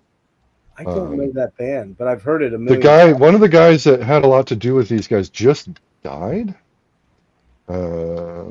I caught wind of that because Raymond Watt from Pig was posting about it. Oh yeah. And he did a lot of sessions with people like Young Gods, and I think M. Gira from Swans again. Yeah. Anyway, Young Gods are great, man. It's really epic. It's really like it's metalish. It's industrial, but it's also like very European sounding. Kind of in a way, like in like the more sophisticated stuff of like the later '80s Einstürzenden stuff. Okay, New Balance. But a bit more like, rockin'. Like imagine like Einstürzende crossed with like Stabbing Westward, and you have like the Young Gods. Wow. So They were Belgian, right? Were they from Belgium? I think they were I want to say they were Belgian. That Yeah, sounds I seem to remember. Sounds right. Yeah. But yeah, these are great. Cubinate is awesome. This is a later Cubinate. The early stuff, like the couple of albums that came before this, are even more like vicious than this one is. It's really good shit, man. Just 90s stuff. Anyway, should I keep going? Keep going. Yeah, You keep guys have going for a little catching up bit. to You do. catch up to us because we've already blasted. How many have we All done now? Probably. I got a huge stack here. 55? Did anybody talk about this? No. No. A couple people mentioned in the chat. That's a good poll, Yeah. though. That's a good I mean, pull. Yeah. Really? Strapping Young Lad City, like probably the #1 industrial metal record ever. God, it's so my good. opinion. That is so freaking good. Man, Perfect. I struggled so bad with that when I got it. I need to go back to that. I don't know It's why. so Perfect. good. Perfect 10 out of 10 record, man. It's just brutal. It's savage. It's feral. It's like a temper tantrum. It's Yeah. so what? This is the second record, right? Yeah. So the first Yeah. one, Heavy, is a really heavy thing. It was Yep. okay. It's pretty good. But it's not really. It doesn't really flow. I feel like Heavy is a really heavy thing. Flows more like a compilation than an album, and that is an album. And it's one that you listen to from the start to the finish, and it's just amazing. Did you, Eric? Did you pull any Liebach? Because I was thinking about it. No, because Liebach, I don't think is really More metal. I mean, electronic, maybe yeah. adjacent. Like I knew metal, plenty of metalheads. I have some Liebach, but I didn't pull Yeah. it. Yeah, that's what I was thinking. It was a little too straight Just range. like I didn't. Same reason I didn't pull any Der Blutarch because there's some industrial, but it's mostly like neofolk or like krautrock at this point. Like, yeah, Yeah. Liebach had some moments, but I mean, they were just like spoofing stuff for the most part in like the '80s. They were spoofing like the Beatles and fucking the Cherokee soldier, Cherokee, like they did that like on the NATO record, or covering Queen. Fucking They cover One that. Vision. Didn't they do Let It Be too? Yeah, that's one of the records I have is their Let It Be version. And their cover of One Vision is great, but like not what I would think of if I were tasked with coming up with like metal adjacent industrial stuff. Like not all the stuff I pulled is like necessarily metal adjacent, but like I feel like kind of veers closer to that criteria than Liebach. But like so, for instance, instead of Liebach, I pull this. Yeah, leather strip. Yeah, that's great. Science for the Satanic Citizen. Like this is Yeah. directly influenced by like Frontline Assembly, really, and Skinny Puppy, of course, but like would go on to influence people like Wumpscut. And that shit's savage, dude. Like it's not metal really because they don't use guitar on this record. Yeah. Klaus Larson, who does Leather Strip, he has a metal industrial project called Klute, which were pretty entertaining. Yeah, I have the Klute CD. Yeah, that's good That's stuff. good. Yeah, it's I didn't know decent. that was him. I didn't know that was him. Yeah, and he did Psychopomps, which is also like industrial metal. Yeah. With like pro death ravers and 666 Nights in Hell.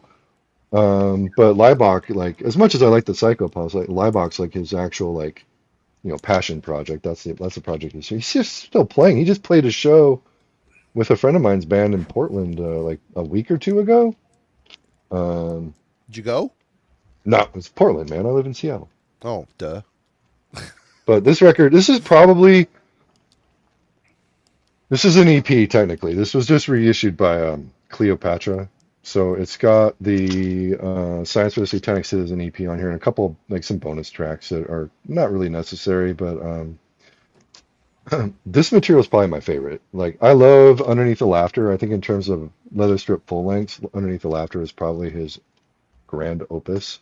But this is probably his best shit because it's also some of his earliest shit. It's you brought up the Cleopatra label. That was kind of the label that was putting a lot of that industrial metal. I mean, I remember bands like, I don't have this stuff anymore. I think I got rid of it, but stuff like Electric Hellfire Club and London After Midnight. Well, they did like all those comps. Like they did like those Batcave comps and like the fucking, like the goth comps and like the goth box. That was a Cleopatra record. I mentioned D. Krups earlier. They were a Cleopatra band. Well, Cleopatra back in the day, they licensed everything that was signed to the label Zoth Omag in Europe. Mm-hmm.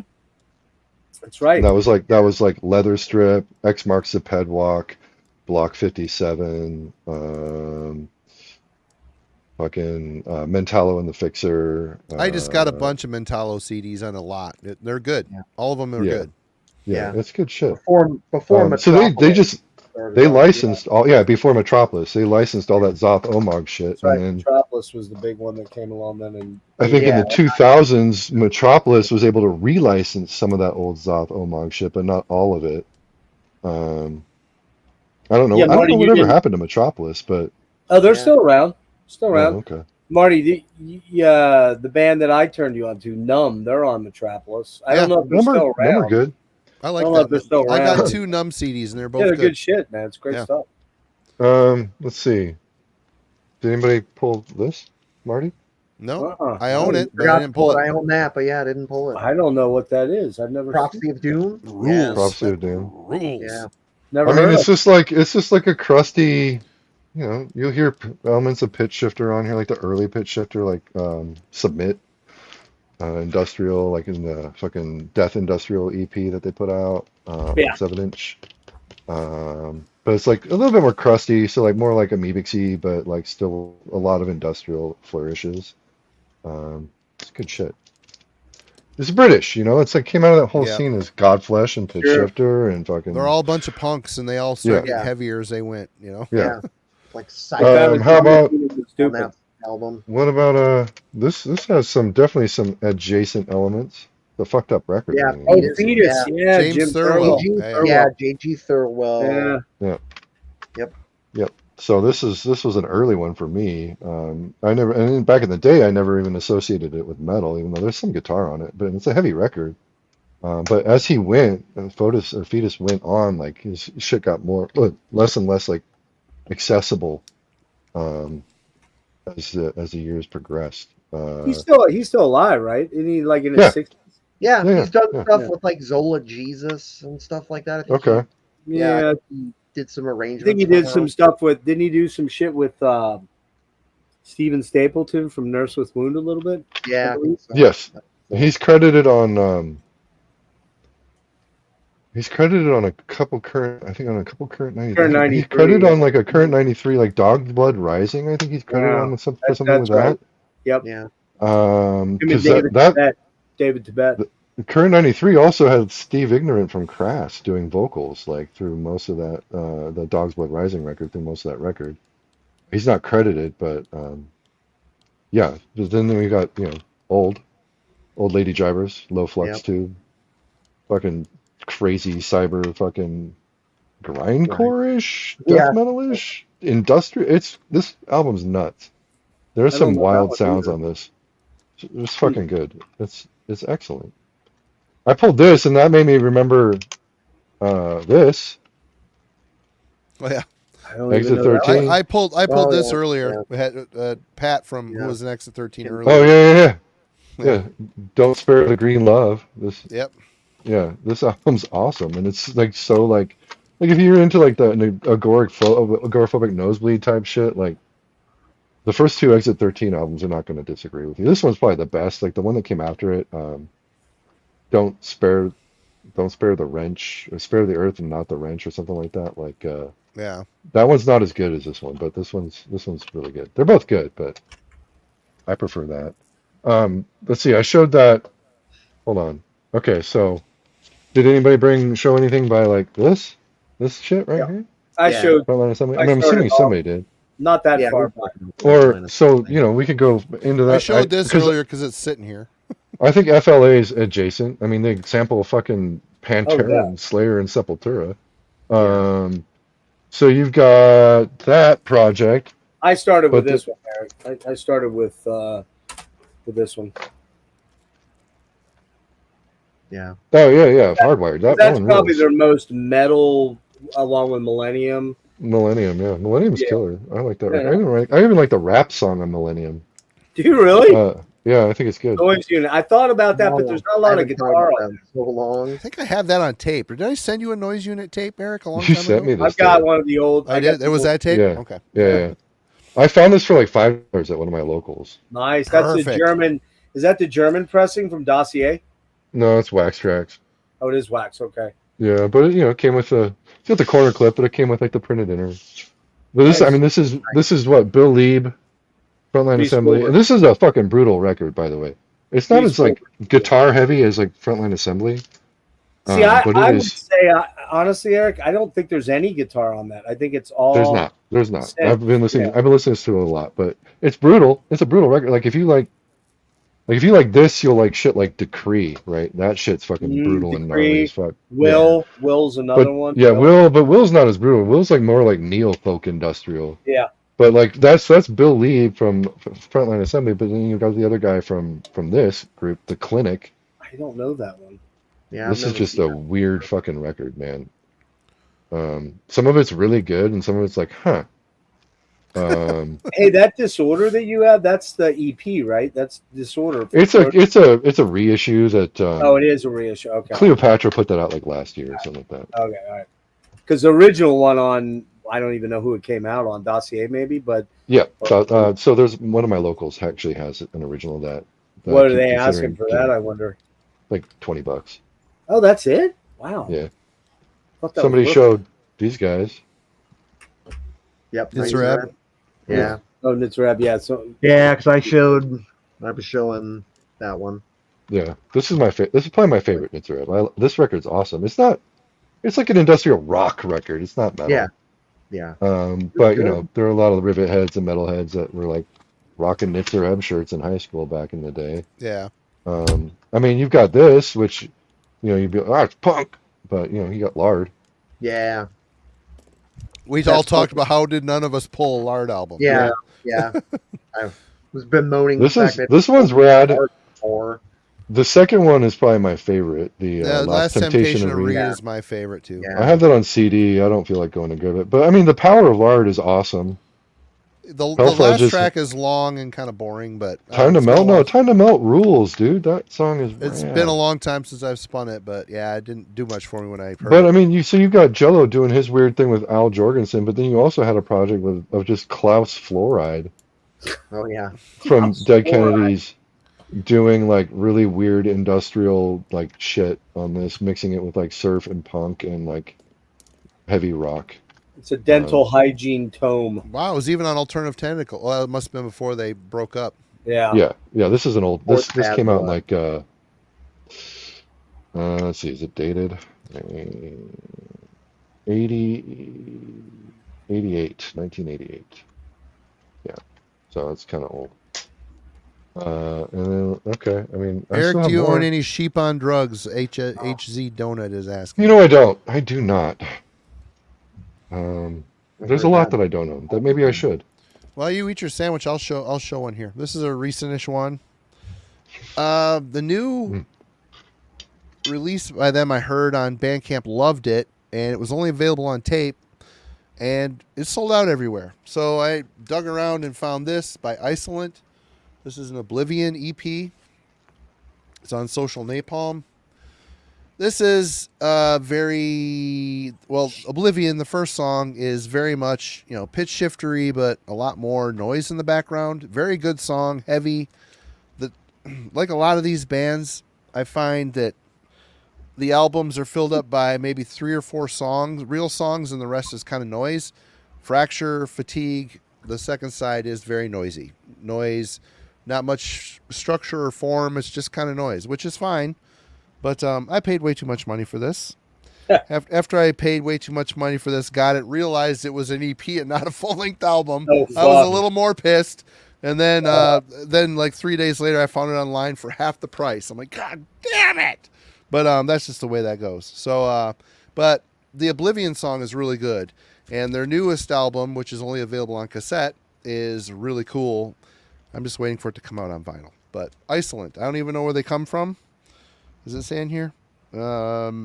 All songs composed and recorded by Max First and Robert Ferrant between 2013 and 2015. So I don't know. There's no dates on here. Yeah, 2013, 2015. I don't know. It's good stuff. Definitely check it out. And I got to say, Sentient Ruin, oh yeah, that label is kind of killing it with this stuff.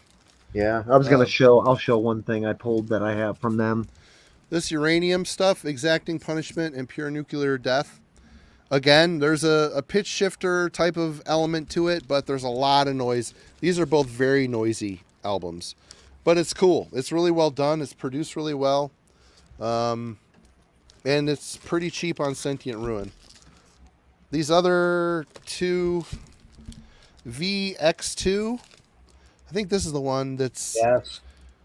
God damn it. There's one of these that's kind of black metal-y industrial, and the other one's like straight up industrial.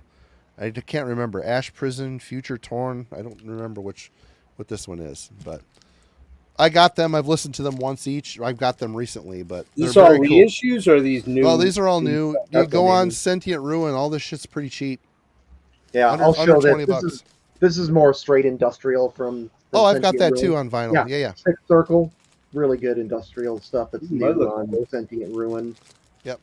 It's got a tank on it. It's got to be badass. Come on. How could it not be, right? All right. I'm trying to think if I had anything else to show. I don't know that I do.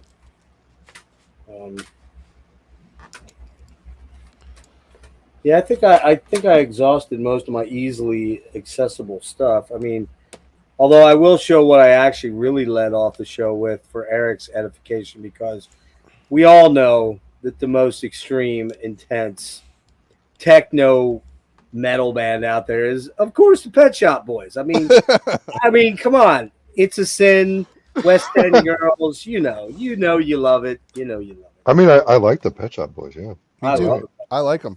Pet Shop Boys are good.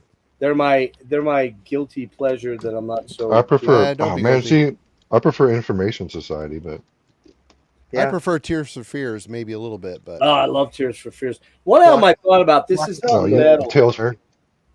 This is not a metal. Tales album, from the but- big hair. Okay, Shit. how about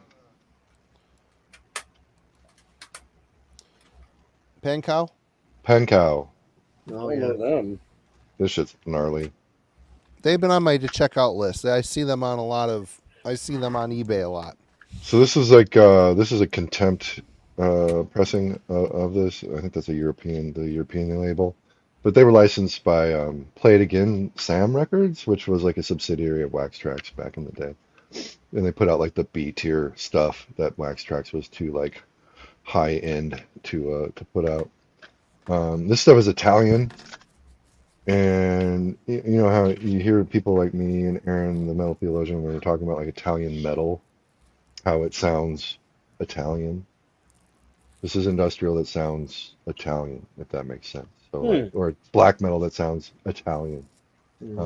Yeah, this shit's awesome. It's super dark. It's not really metal. There's no metal, if I remember. It's been a while since I listened to it, but it's very like, you know, Skinny Puppy-ish, but also super Euro, like leaning, like it does not sound American at all. Like I said, it sounds Italian, but it sounds European. If you know, you want to put a blanket over that, it's really good.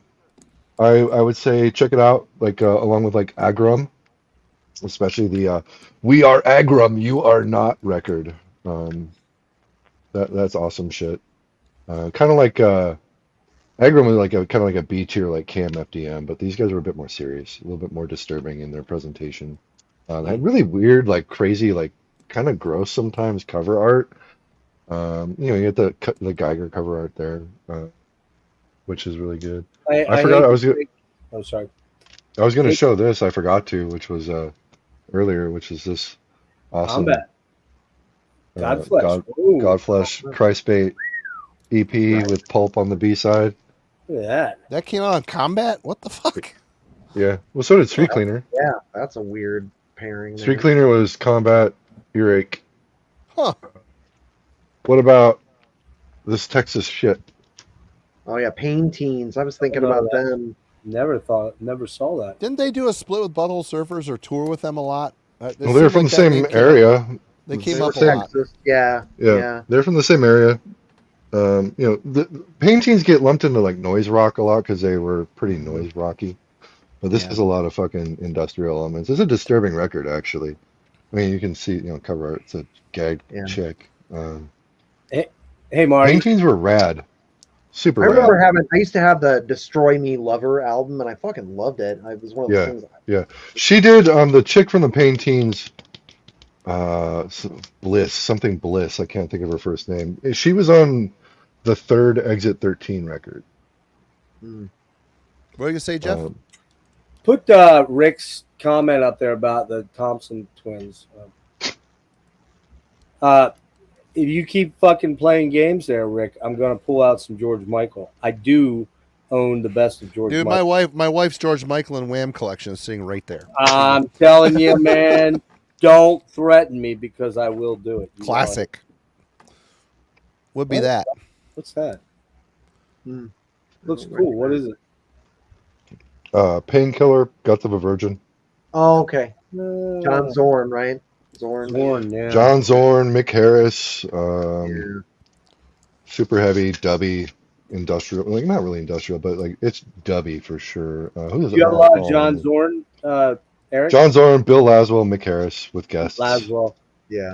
I mean, if you try to literally be a Bill Laswell or a John Zorn completist, you're gonna have to build. You're gonna have a bad, expensive time. Is what You are gonna have a bad time. Yeah. But I don't have all the John Zorn and Bill Laswell shit, but I have all the Painkiller shit on CD. This is the censored version, so there's like a big long thing about how The original photographs intended for use on this sleeve were seized upon entry into the United Kingdom by Her Majesty's Customs and Excise Office, destroyed forever, allegedly contravening the Obscene Publications Act. What were they? Was it like child porn or It was something? like a no, it was like it was a picture of like of a corpse under autopsy, if I remember right. Mhm.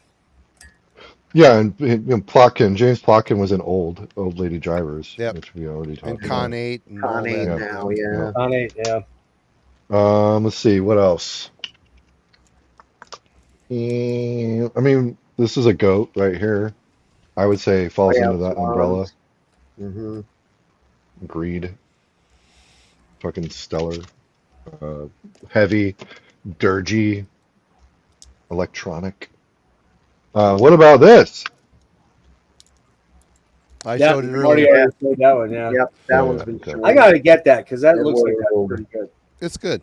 I have 3 full lengths by these guys on. I got rid of the this first guy. one and the last one. John Kennedy. Yeah, I have 3 of his full lengths, and they're all really good. I like them all. I have Brutal. a 7-inch too. It's like ignorant Godflesh. Yeah. Like imagine Godflesh, but more ignorant and dumber, and you get like Dead World. More whispered, kind of spoken vocals. Right. Or like Depressor, like not the crusty punch. showed them from too. Depressor, but like yeah. the industrial shit. Yeah. And then I've got a couple other classics. This is adjacent for sure. I mean, Yeah, Pigface. Pigface. That's a good album. Big face, I yeah, saw that's- Pigface live in like '96 or '97, and there was many metalheads at the shows, or were like just like industrial rivet heads. And, like, Mhm. that show was nuts because there was like 15 to 20 people on stage at any given point. People, there was Wow. Martin Atkins. Martin Atkins was there. Trent Reznor was there. Fucking Chris Connolly was there. Fucking Ogre. Ogre was there, and then one of the guys from Electric Hellfire Club was there. That tour. You That was had cool. I think Sasha from it was Sasha from KMFDM or Enesh were there with Pigface, and then Yeah, it was I think wild. That show NS. was I think insane. NS did shit with Pigface quite a bit actually. Or Yeah, after well, he had a came couple tracks on the Fook record, Yeah. which I want to say that came out before the tour that I saw them on. At any rate, that was a killer show, and there were just as many fucking metalheads at that show awesome. as rivet heads. That show. What year was that? insane. 96. I think 96. I want to say 96 That or was the first year 97. I saw FLA, which was kind of wild too. And then in terms of classic shit, this, Yeah. Yep. AMFDM. Yep. I showed Nile or Neil, however you say that. I, word. This I is had I had it, and I showed it earlier. Yeah. This is the first KMFDM I heard was war, drug against war. Great song. It's still probably my favorite. It's either between this or the one that came before it, which was that Money or Money. was that yeah? Money. I like Money a lot too. Yeah, I like Nihil's okay, but dude, I heard Juke Joint Jezebel You hated that. so many fucking times, man. I'm like, I just re-listened to Juke Joint Jezebel to see like if I still didn't like it. It's okay. It's pretty good. It's funny because I had a bunch of KMFDM, and somewhere along the line I just pitched it. But what I didn't pitch was Nile, and I didn't pitch the thing I showed, which was the singles. I can't find it now, but it was like all the juke joints. But you're right; it's kind of one of those songs where once you've heard it a bunch, you Yeah. kind of like add on there. As many times as they played that shit on the radio in Yeah. like 90, was it Nihil or Naive was like Nihil was like fucking what 94? 98? 90 Oh, no, I think 94, 94 or yeah, 95, probably. I dude. think it was 94. 90s, yeah. And it was on the radio. Juke Joint Jezebel was on the radio and MTV constantly. I mean, so was Drug Against War, but like they played that at like Headbangers Ball and not just like during the regular daytime.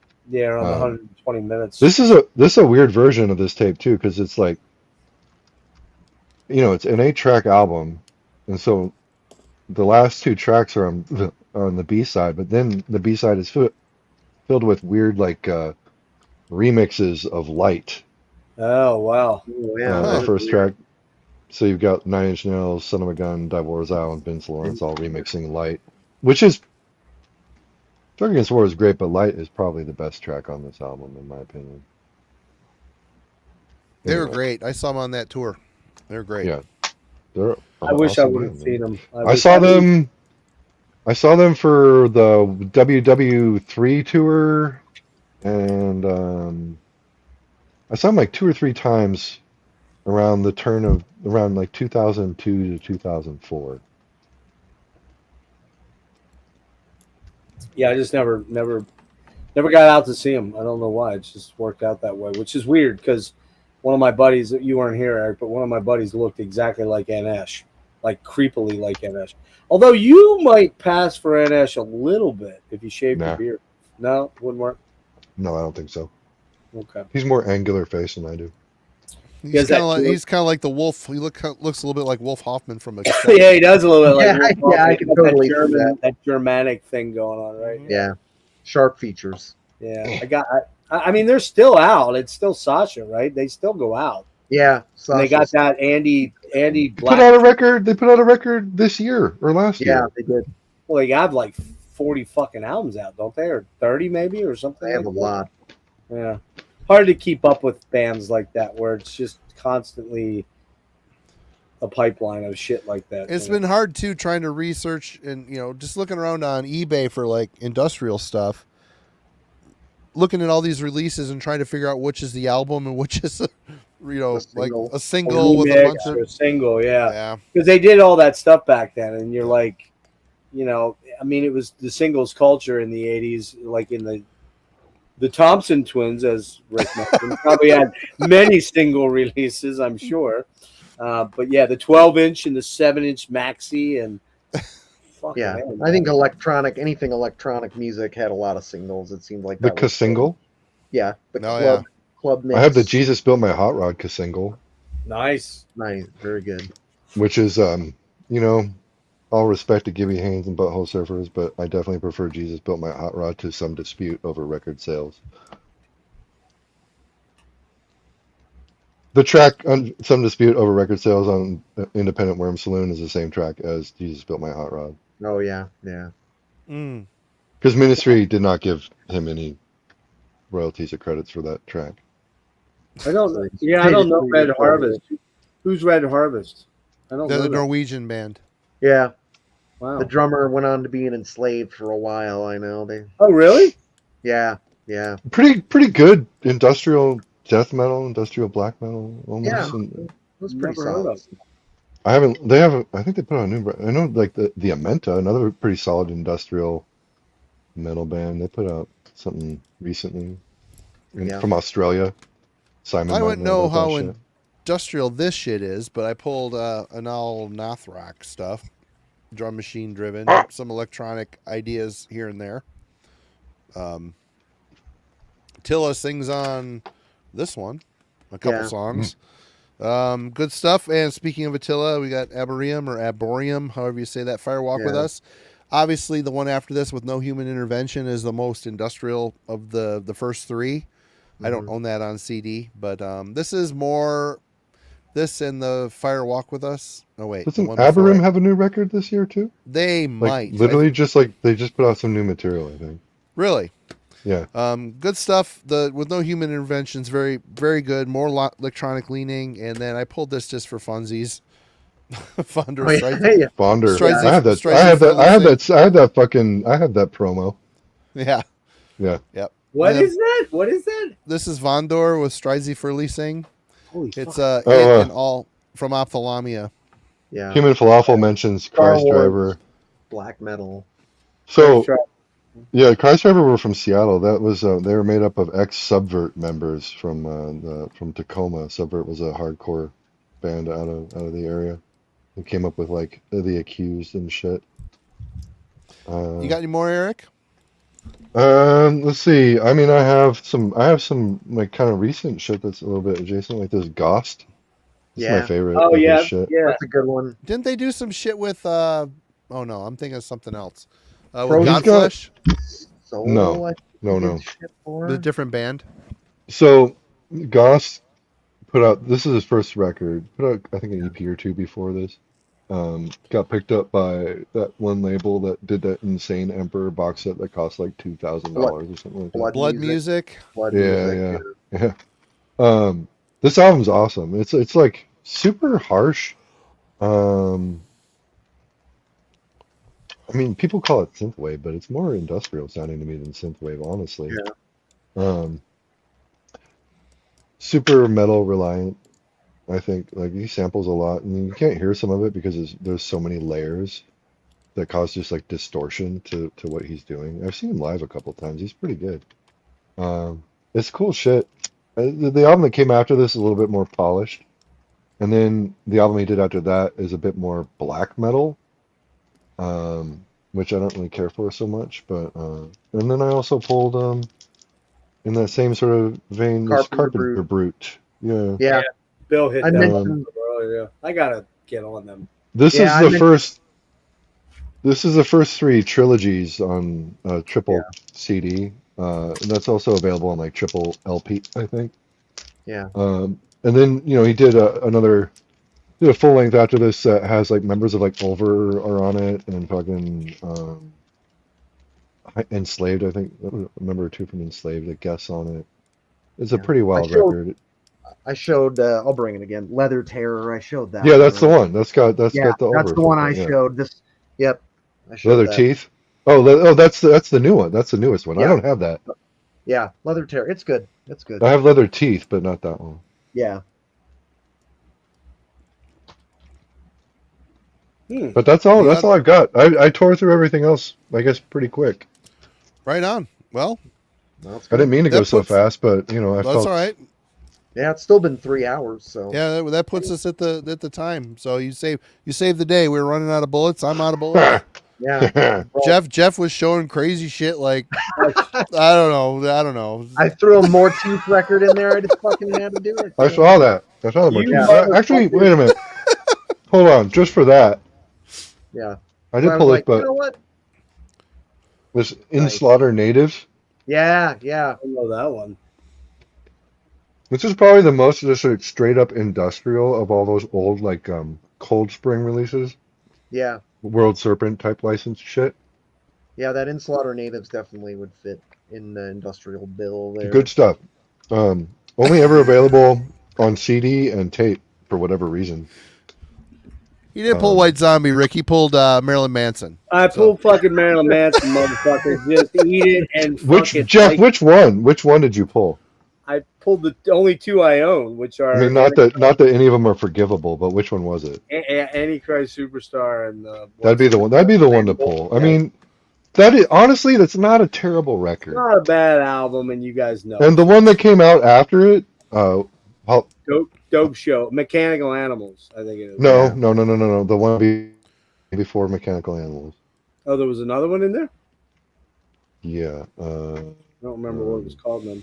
I'm a little rusty on my Marilyn Manson. Yeah, knowledge. get up on your Thankfully. shit, worm. Yeah. I saw them live when they toured with, was it Nine Inch Nails? I think it was Nine Inch Nails back I'm sure in it was. like 90, I was actually it never 90, saw him live. 93, I think. Here was the one I was talking about, Eric. That's the. Wait, let me go back. Yeah, Juke Joint Jones. Oh, Giorgio Moroder remix. Yeah. Oh my God, that's hysterical. I pulled. None of you are gonna. Let's be honest, man. None of you guys are ever gonna get over this, though. I mean, you're gonna talk all about the Marilyn Manson and whine and cry like a bunch of bitches. Okay, but let's be frank here, man. Hey, Glenn, thanks for the Actually, I did chucks. forget Appreciate one it. I wanted to show. They're not really metal. Eric, you wait. know this album? For whatever reason, I thought the Hollywood record came out before Mechanical Animals. Apparently, it No, didn't. I think it was after that, right after. Yeah, it was. Do you know this Was one, it? Eric? I know Vast. Yeah, Remember that? I kind of fell into them around the same time as I was getting the bands like Final with I think Justin Broderick's in that, and then like, Yeah. fucking. But here's the thing. I'm Here's the drawing thing. blanks. Let's be honest. When it really comes to hardcore, hard-hitting industrial metal, it just doesn't get her better than "Breezin" by George Benson. You fuckers. It just, Wait, was that actually a pick that you pulled? yeah. Yeah, he started off the show with that, thinking he was funny. Weird. Mr. I Funny think Guy. I think I was funny. I Oh, tell you, you're looking- here's a metal record that isn't. You a were metal joshing. Here's a metal Massive record. Attack. Not a Massive metal Attack. I mean, that's a good record, but it's not Yeah. a metal record. But this is another one I pulled, which I have to be honest with you, I don't even remember what this sounds like, but I kind of pulled it like as the last second one. So it's coming in last second here. Anybody know this band? Clyde? No. That looks like No, a sir. bad American prog No. power metal band. No. They're like gothy, dark, ambient, dark, gothy, industrial. A little bit of synth wavy stuff like that in that vein. But that's I mean, I don't own I own a lot of stuff, but I don't own, like when you look at my Skinny Puppy or my Frontline, I pretty much own it all. Original stuff. But weirdly, I just never bought any Ministry. I don't know what that is. I still don't know. I guess I probably need to go back and grab a couple of albums. Dude, I'm missing if a few of nothing the else, later era ones. If nothing else, that Burning Inside single is. It's great. It's a great single. It's got a version of Smothered. They do a cover of Smothered Hope with Ogre. They do a guitar version of Smothered Hope with Ogre on vocals. Yeah. Ooh, okay. That's Fucking. My favorite Ministry is probably Land of Rape and Honey, as far as full lengths go. Like I like Twitch a lot too. Yeah. I don't really care about Twitch. Mine's a terrible thing to taste. I really love to. That's Twitch was produced by Adrian Sherwood, right? Like of Witch Trials and fucking Crazies and the Sound out of the UK. I think so. Twitch is okay, but like it's all right. he's still using his fucking stupid British accent on that record, and like, he's still which is like that's one of the it's one of the charming aspects of With Sympathy, but with Twitch it's just a little bit too transitional for me. Yeah. I don't know that I've ever actually sat down with Filth Pig. I don't think I've ever listened to it. It's not as bad as I remember it. It's pretty good. I remember being pretty disappointed, but I haven't listened to it in a long time, so I should revisit it. If it's the stuff that they're playing on that when they're in the movie AI, Artificial Intelligence, when they have their scene in that movie, I think that might be stuff off of Filth Pig. Could be. With the Steven Spielberg 4-hour-long movie with Haley Joel Osment as a robot. Oh my God! Yeah. Oh, I've seen that movie. It's not. I don't like that movie very much. It's bad. It's a bad movie. What's the one? Is it Dark Side of the Moog or something like that? Dark Side of the Spoon. Dark Side of the That's it. Yeah. So that was. Well, I don't know where I came up with Moog, but I don't have that one. That's kind of in that era when things were starting to kind of be rough with him and his heroin addiction, and him and Paul weren't getting along either. Yeah. Not to sound like you read Elaine's book, it doesn't sound like they got along very often. No. Well, I can't imagine he's an easy guy to get along with. Well, yeah, one guy wanted to keep the band going and make money, and the other guy was just he didn't know if he was going to be dead next day going to the studio. Yeah. He just said no. That was fucked up, man. That was pretty rough. Pretty rough. Well, shit, gentlemen, it was great. Great hanging out. We're talking about something a little different for Metallurgy tonight. It was a lot of fun. Something that's been on my mind for a while. Very cool. And everybody in the chat, thanks for joining us tonight. As always, you all rule. Best chat in the VC. We appreciate you. And go check out Gas Masks and Hand Grenades. Go check out The Ninth Circle. Go check out High Defamation TV. All the links are in the description. Hey, Tim, what's going on? I got a quick heads up. Wednesday, 4 p.m. Nasty Ronnie from Nasty Savage coming on. Cool. And tomorrow I'm going to see Amorphous, finally, for the first time in like 15 fucking years. Finally. Nice. And I'm going to wear my mask like a douche. And you should be immune to this strain for a while. Well, that's probably a good point. But I don't even know if I'm going to take a chance. I was so fucking sick, man. I don't want to do that again. So. No. Just put a plastic bag over your head and you'll be fine. Hefty cinch sack. You know what stops COVID really well? Death. Death stops. Sounds like that might work really well, man. That's a great idea. I'll get right on that shit, man. But yeah. And then one other quick note is probably in like 2 weeks to 3 weeks, we're going to wrap up the Anathema deep dive, which the first part went really well. So that should be a good time. But it's good seeing you, Eric, man. It's been far too long, man. Well, I will probably at some point in my life do another YouTube video. Woohoo! You're out there getting yoked and getting people healthy, which me and Marty don't qualify for that particular. I don't even know how to spell that. I could get Marty in shape. I can probably get you I in need shape, it. Jeff. Fucking fat fucking pig. Some show notes coming up for us. Got a couple reviews coming out by Monday. Wednesday's album club is Forever Underground by Vital Remains, and Hey, next that's a good Friday. record. Yep, next Friday, The Glorious Dead is opening for Panopticon in Grand Rapids. Oh, nice. So if you're Cool. in Southern Michigan, swing I'll be by. seeing them on Monday night. I'll be seeing Panopticon Monday Right night. on. So. The tour started yesterday. They're in Kentucky tonight. They were in Chicago last night, and they're crushing it, having a good time, selling a lot of merch. So, Oh, one more. oh Shit. yep, one more here. This shit right here. Oh, What is it? filmmaker out of Colombia, I believe. Vlad This is a what? Tepes. Vlad It's this Vlad Tapes. Tapes. Vlad Okay. Tapes. Like Vlad Tepes? What? That's Yeah. It's a double cassette. nice. Everything this guy does that I've heard is killer. It's like a mix between like industrial and synthwave, and it's all instrumental, and some of it's improvised, and it's awesome. I have this, and then I have there's another one of his on tape. This is fucking So it's stellar. kind of dungeon synthy, One of my or favorites. No, not No. Dungeon Synthy. Even though it's comes in lo-fi looking tapes, like yeah. it's awesome. I have a bunch of records too. Look at but you. it's One good of shit. 3, 2 of 3, and 3 of 3. You are a completist, sir. Well, it's a full album. Oh, So, it's you know, on it's all just of them. it's a 3-cassette Triple album. set. Nice. They're just Nice. not, they're cutting corners, cutting costs There you go. with their packaging. Also, this guy is really cool, and he's a little bit dungeon synth, but he's also a little bit industrial because there's beats and there's some synth. This guy named Xard Look at that. Oh wow. out of Worcester, Massachusetts. I said it right. Oh my God. Worcester. So you've been in a big tape buying kick, or have you always stayed in that? Always. Yeah. Dude, I buy whatever I want, Jeff. Nobody tells me what to do. Well, hey man, don't get fucking harsh with me, bro. No, the reason I ask is that you and I are fairly close in age. You're maybe, I don't know, 7, 8 years younger than me, but coming up in that tape. I think I'm older than Eric, by the You way. are.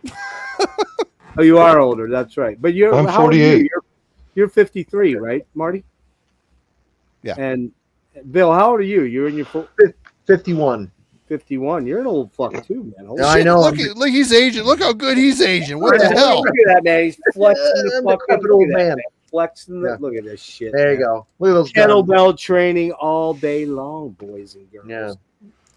No, the I reason leg pressed 420 pounds today. Jesus Christ. Nice. So about Marty, then you had a Marty on there? Or? Oh, that's terrible. I'm not that bad yet. It's getting there though. It's fucking bad. The, You like- the you reason like I it? asked this though was like seriously, like I fucking hate tapes. Because I know came you do. from that era, and I just can't ever see myself going back to them. But A lot of people don't like tapes. a lot of people Yeah. love them still, and it's Yeah. like pretty trippy. For people who don't like tapes, I say it sucks to you. Fuck you, man! You listen to Marilyn Manson, you pussy. And Tom's No, dude, I get it. I get it because tapes are they're a gamble. A lot of it, especially if you're buying like used tapes. Are a Used gamble. stuff, yeah. These tapes are Yeah. gamble for Yeah. sure. But new tapes, I don't have problems with new tapes, man. They play fine on my shit, See, here's the thing: I bought and a they sound great because I have a decent sounding system.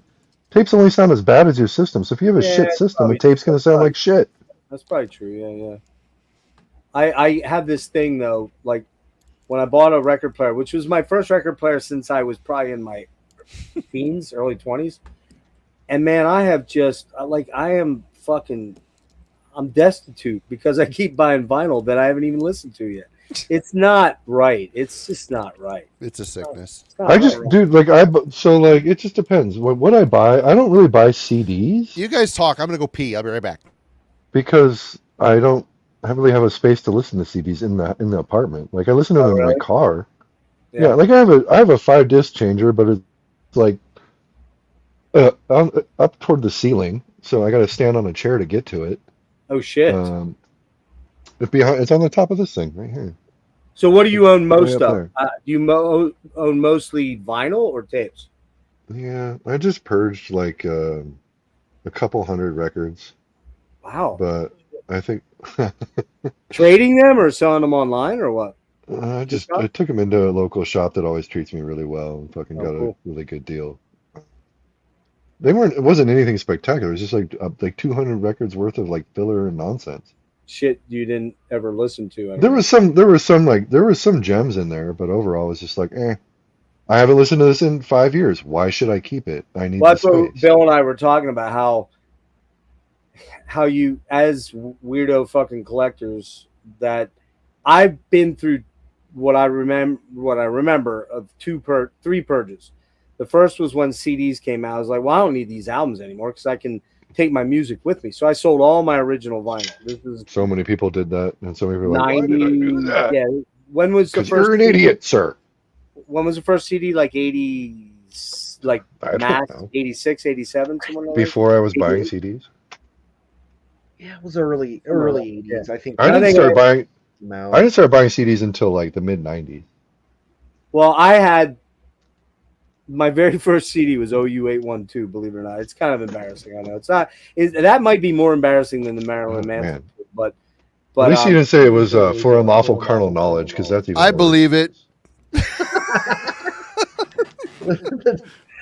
I don't own it anymore. I got rid of it. But Uh-huh. I sold all my fucking vinyl back then, literally all my vinyl, and now I know damn well I bought a lot of it back by many times, and it really is a weird illness the way it works for me, you know.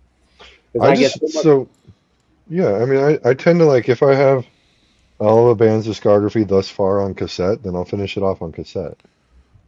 And likewise with vinyl, for the most Yeah. part.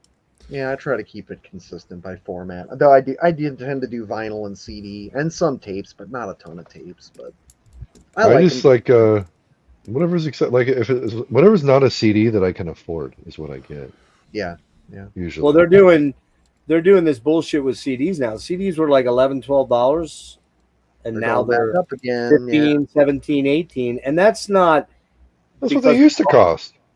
well way back. Yeah, when they were Back in the 90s, it was like $15.99, $17.99 for a Sure, CD remember- at Tower Records. format du Yeah. jour. Yeah, Camelot, Yeah. the tapes were $14.99 back in the Yeah, day. dude, I Camelot. remember those days. Yeah. $14.99 for a cassette in Cassettes. the 90s. That's wild. Yeah. I don't remember that. That's like $14.99, 1993 money is like $2,300 2024 money. Yeah. Yeah, sadly, it kind of is. And those were the days where you bought the damn tape because you didn't have much money, and you listened to it even if you hated it, and you got to know it one way or the other. If you loved it or hated it, you still ended up getting to know that record. Yeah, you Dude, almost didn't have a choice, right? The first Pigface record I ever bought was the only tape that they had on like the Cellophane Square that I lived by, and it was fucking Washing Machine Mouth, and I was like, what the fuck is this? Oh yeah. This is Hey, Wade. not really good.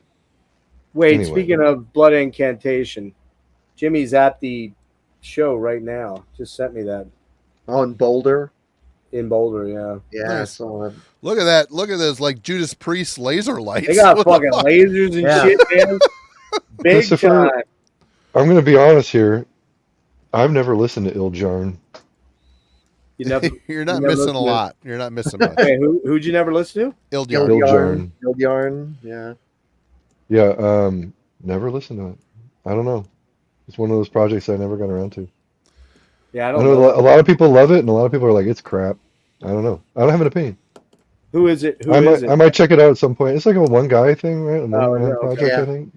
He Black was, really- in a I pro- think- he was in a project called Thou Shalt Suffer with Isan and Samoth back in the day when they were a death metal project. Yeah, my understanding is that Iljarn is super raw and just Super raw. like Drum really machine. gnarly.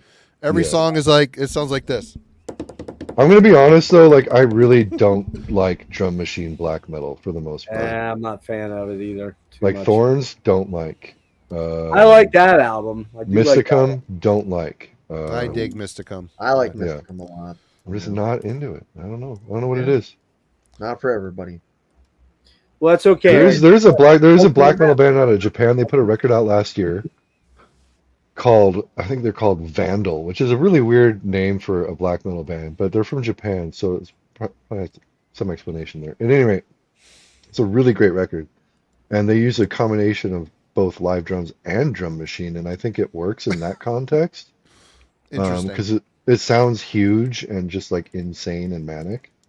But in terms of like that 90s stuff that used primarily drum machine, I never got into it. It just never clicked I'm for not me. a I don't know. massive fan of it either. I think the only for me the stuff that works best is that 80s shit, the sisters stuff, the in that era, that kind of stuff that was going on with the post punk, new wave, new order type stuff, or even Joy Division, although they had drummers, but I mean that's the kind of stuff that was it lent itself to that. It seems to me I can just always hear it, but yet I like it with like stuff like Richie Houghton or where there's beat. Well, I mean, and going on to that, Marty showed that Aberrant. It's the same thing. Like I never got into Aberrant for the same reason. It's just like all I hear is the drum machine, and the sequencing is usually kind of bad. I agree that it is. It's Yeah. overwhelming. It's overriding a lot of the time. Metal guys trying to usurp a style that they have a vague understanding of.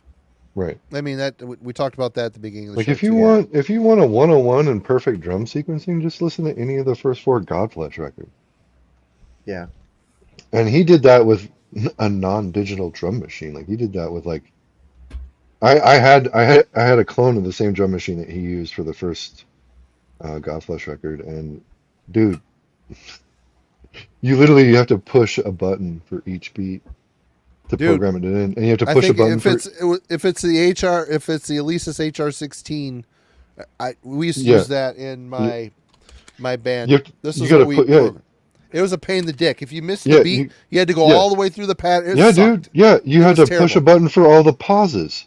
Yeah. And like you had to know, like tablature, like not tablature, but like actually how to read like that kind of shit in order to know like, the pauses and all that shit. Like Yeah. it's a pain in the ass. It was terrible. It completely sucked the fun and spontaneity out of writing music. It sucked. It was horrible. But his programming was just like stellar, dude. Like heavy as fuck. And they wired that thing through so many fucking distortion pedals and like Yeah. other effects shit. This Anyway. first song on this tape, Mortality's Truth, took a year to write because of the fucking drums. It was terrible. two non-drummers trying to figure out how to program drum with a gray HR16 fucking With like this- no digital readout either, if I remember It correctly. was a screen. Like, It was a screen this big. It was yellow. It looked like you were reading a calculator. It was fucking terrible, dude. It made it terrible. I hated it. That just shows your dedication to the craft. We had no drummers. We You had no worked on drummers. that for a year for one We song. wouldn't have Yeah. went that path if we had a drummer. That's for damn sure. That's crazy. And now you have fucking software that you can literally be Neil Peart in. the software will fucking what is it? Like if you're off beat, it just fixes it for you. It's like here you go. Quantize. Yeah. Here's what you meant. And you're like, oh shit, that is what I meant. Or if you're Damn. too perfect, you can humanize it. You can hit the humanizing function so it fucks it up a little bit. Yeah. Yeah. Just a little bit off. Well, yeah, I mean, and like now, everybody fucking But, uses like- goddamn auto tune, man. And I mean, I swear I can hear it most of the time. I think. Well, did you know that Too Dark Park is entirely sample? It's entirely just one sample button, just one Yeah. sample. They sampled everything onto one sample track and just push a button. That's Too Dark Park. It's pretty cool, though, man. It's pretty cool. Yeah. And reading up on some of that early Skinny Puppy shit where they would just take the AM radio and like randomly move it through and cut back and forth into the channels that come in. Just to shit, and they're like using broken gear that come up with these cool sounds. Yeah, if you Man, ever they were geniuses. They were absolute. They're the band all industrial bands aspire to be, but we're never good enough to be. have you watched any of Kevin Key's Scaremeister channel? He's called Scaremeister on YouTube, and he actually has initially their Patreon, but he releases them 2, 3, 5 months later. He has actual sit downs with Edward Cospel, but and Bill Lieb and Reese Fulber and all those kind of guys. But then he also goes through all the Skinny Puppy albums. Each album. Yeah, he did a thing for no, he did a thing for like the third, was it the third Download record recently? I think it might have been a couple weeks back. I don't always Yeah. catch every single one of them because he's kind of weird about his actual. God damn it! He's weird about like when he posts the stuff, but super cool, man. I mean, I showed that fucking second Tear Garden record in the last video I did. That shit with him and Cosspell. Cosspell work a lot together. Yeah. This is so yeah. damn I good. need to check that out. I only checked out the 2 songs. Yeah, I've been listening to it a lot. I enjoy the hell out of it. Did you like the? Do you like the original one? Yeah. Yep, I just picked that up too. Oh, look at that, man. Oh, nice. Hold on. We can blow it up. Bill, did you spend like almost $50 on that thing? I actually got it for, I think I got it for 33 actually. So Damn. Did you get it through Amazon or Artifact? no, I Or got did it actually. I found it on Discogs. I think it was. Oh, okay. What used to be Pop Market and is now Oh. Choice. They had it for like $33. I almost ordered it from Artifact on Bandcamp, but yeah, it was like It's $45. and it's Canadian priced over there, there too. Yeah, I it was think. like $45. Yeah. I searched around for a better price. So They put out that tactical neural implant reissue that I have somewhere. Oh, when did that come out? Has that been out a little while? Like a couple years ago. Yeah, I gotta look for that because I love that album. I need that. You're gonna like this though, Jeff. It's really I love the songs. I was just Jeff, this is what I'll say about that new Cyberactive, okay? So Temper and Tenebrae Vision is like, it's Skinny Puppy and Frontline Assembly and Tenebrae Vision, Blixa Bargeld from Einsters and Neubauten.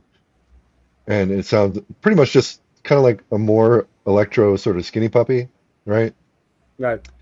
That new one still has the element, like you can still hear Skinny Puppy, but it's more like sounds like Frontline Assembly. See, I thought it sounded more like later day Frontline, which I like, but I don't. Oh, well, you're just wrong with that assessment. With the Well, old wait, I thought stuff. that's what you just said. Oh, the new one sounds more like FLA. Yeah. Yeah. Cyberactive sounds like later day FLA. Yeah. Very synth patty, very Reese Fulbury big sounding Contra One. I like that about it.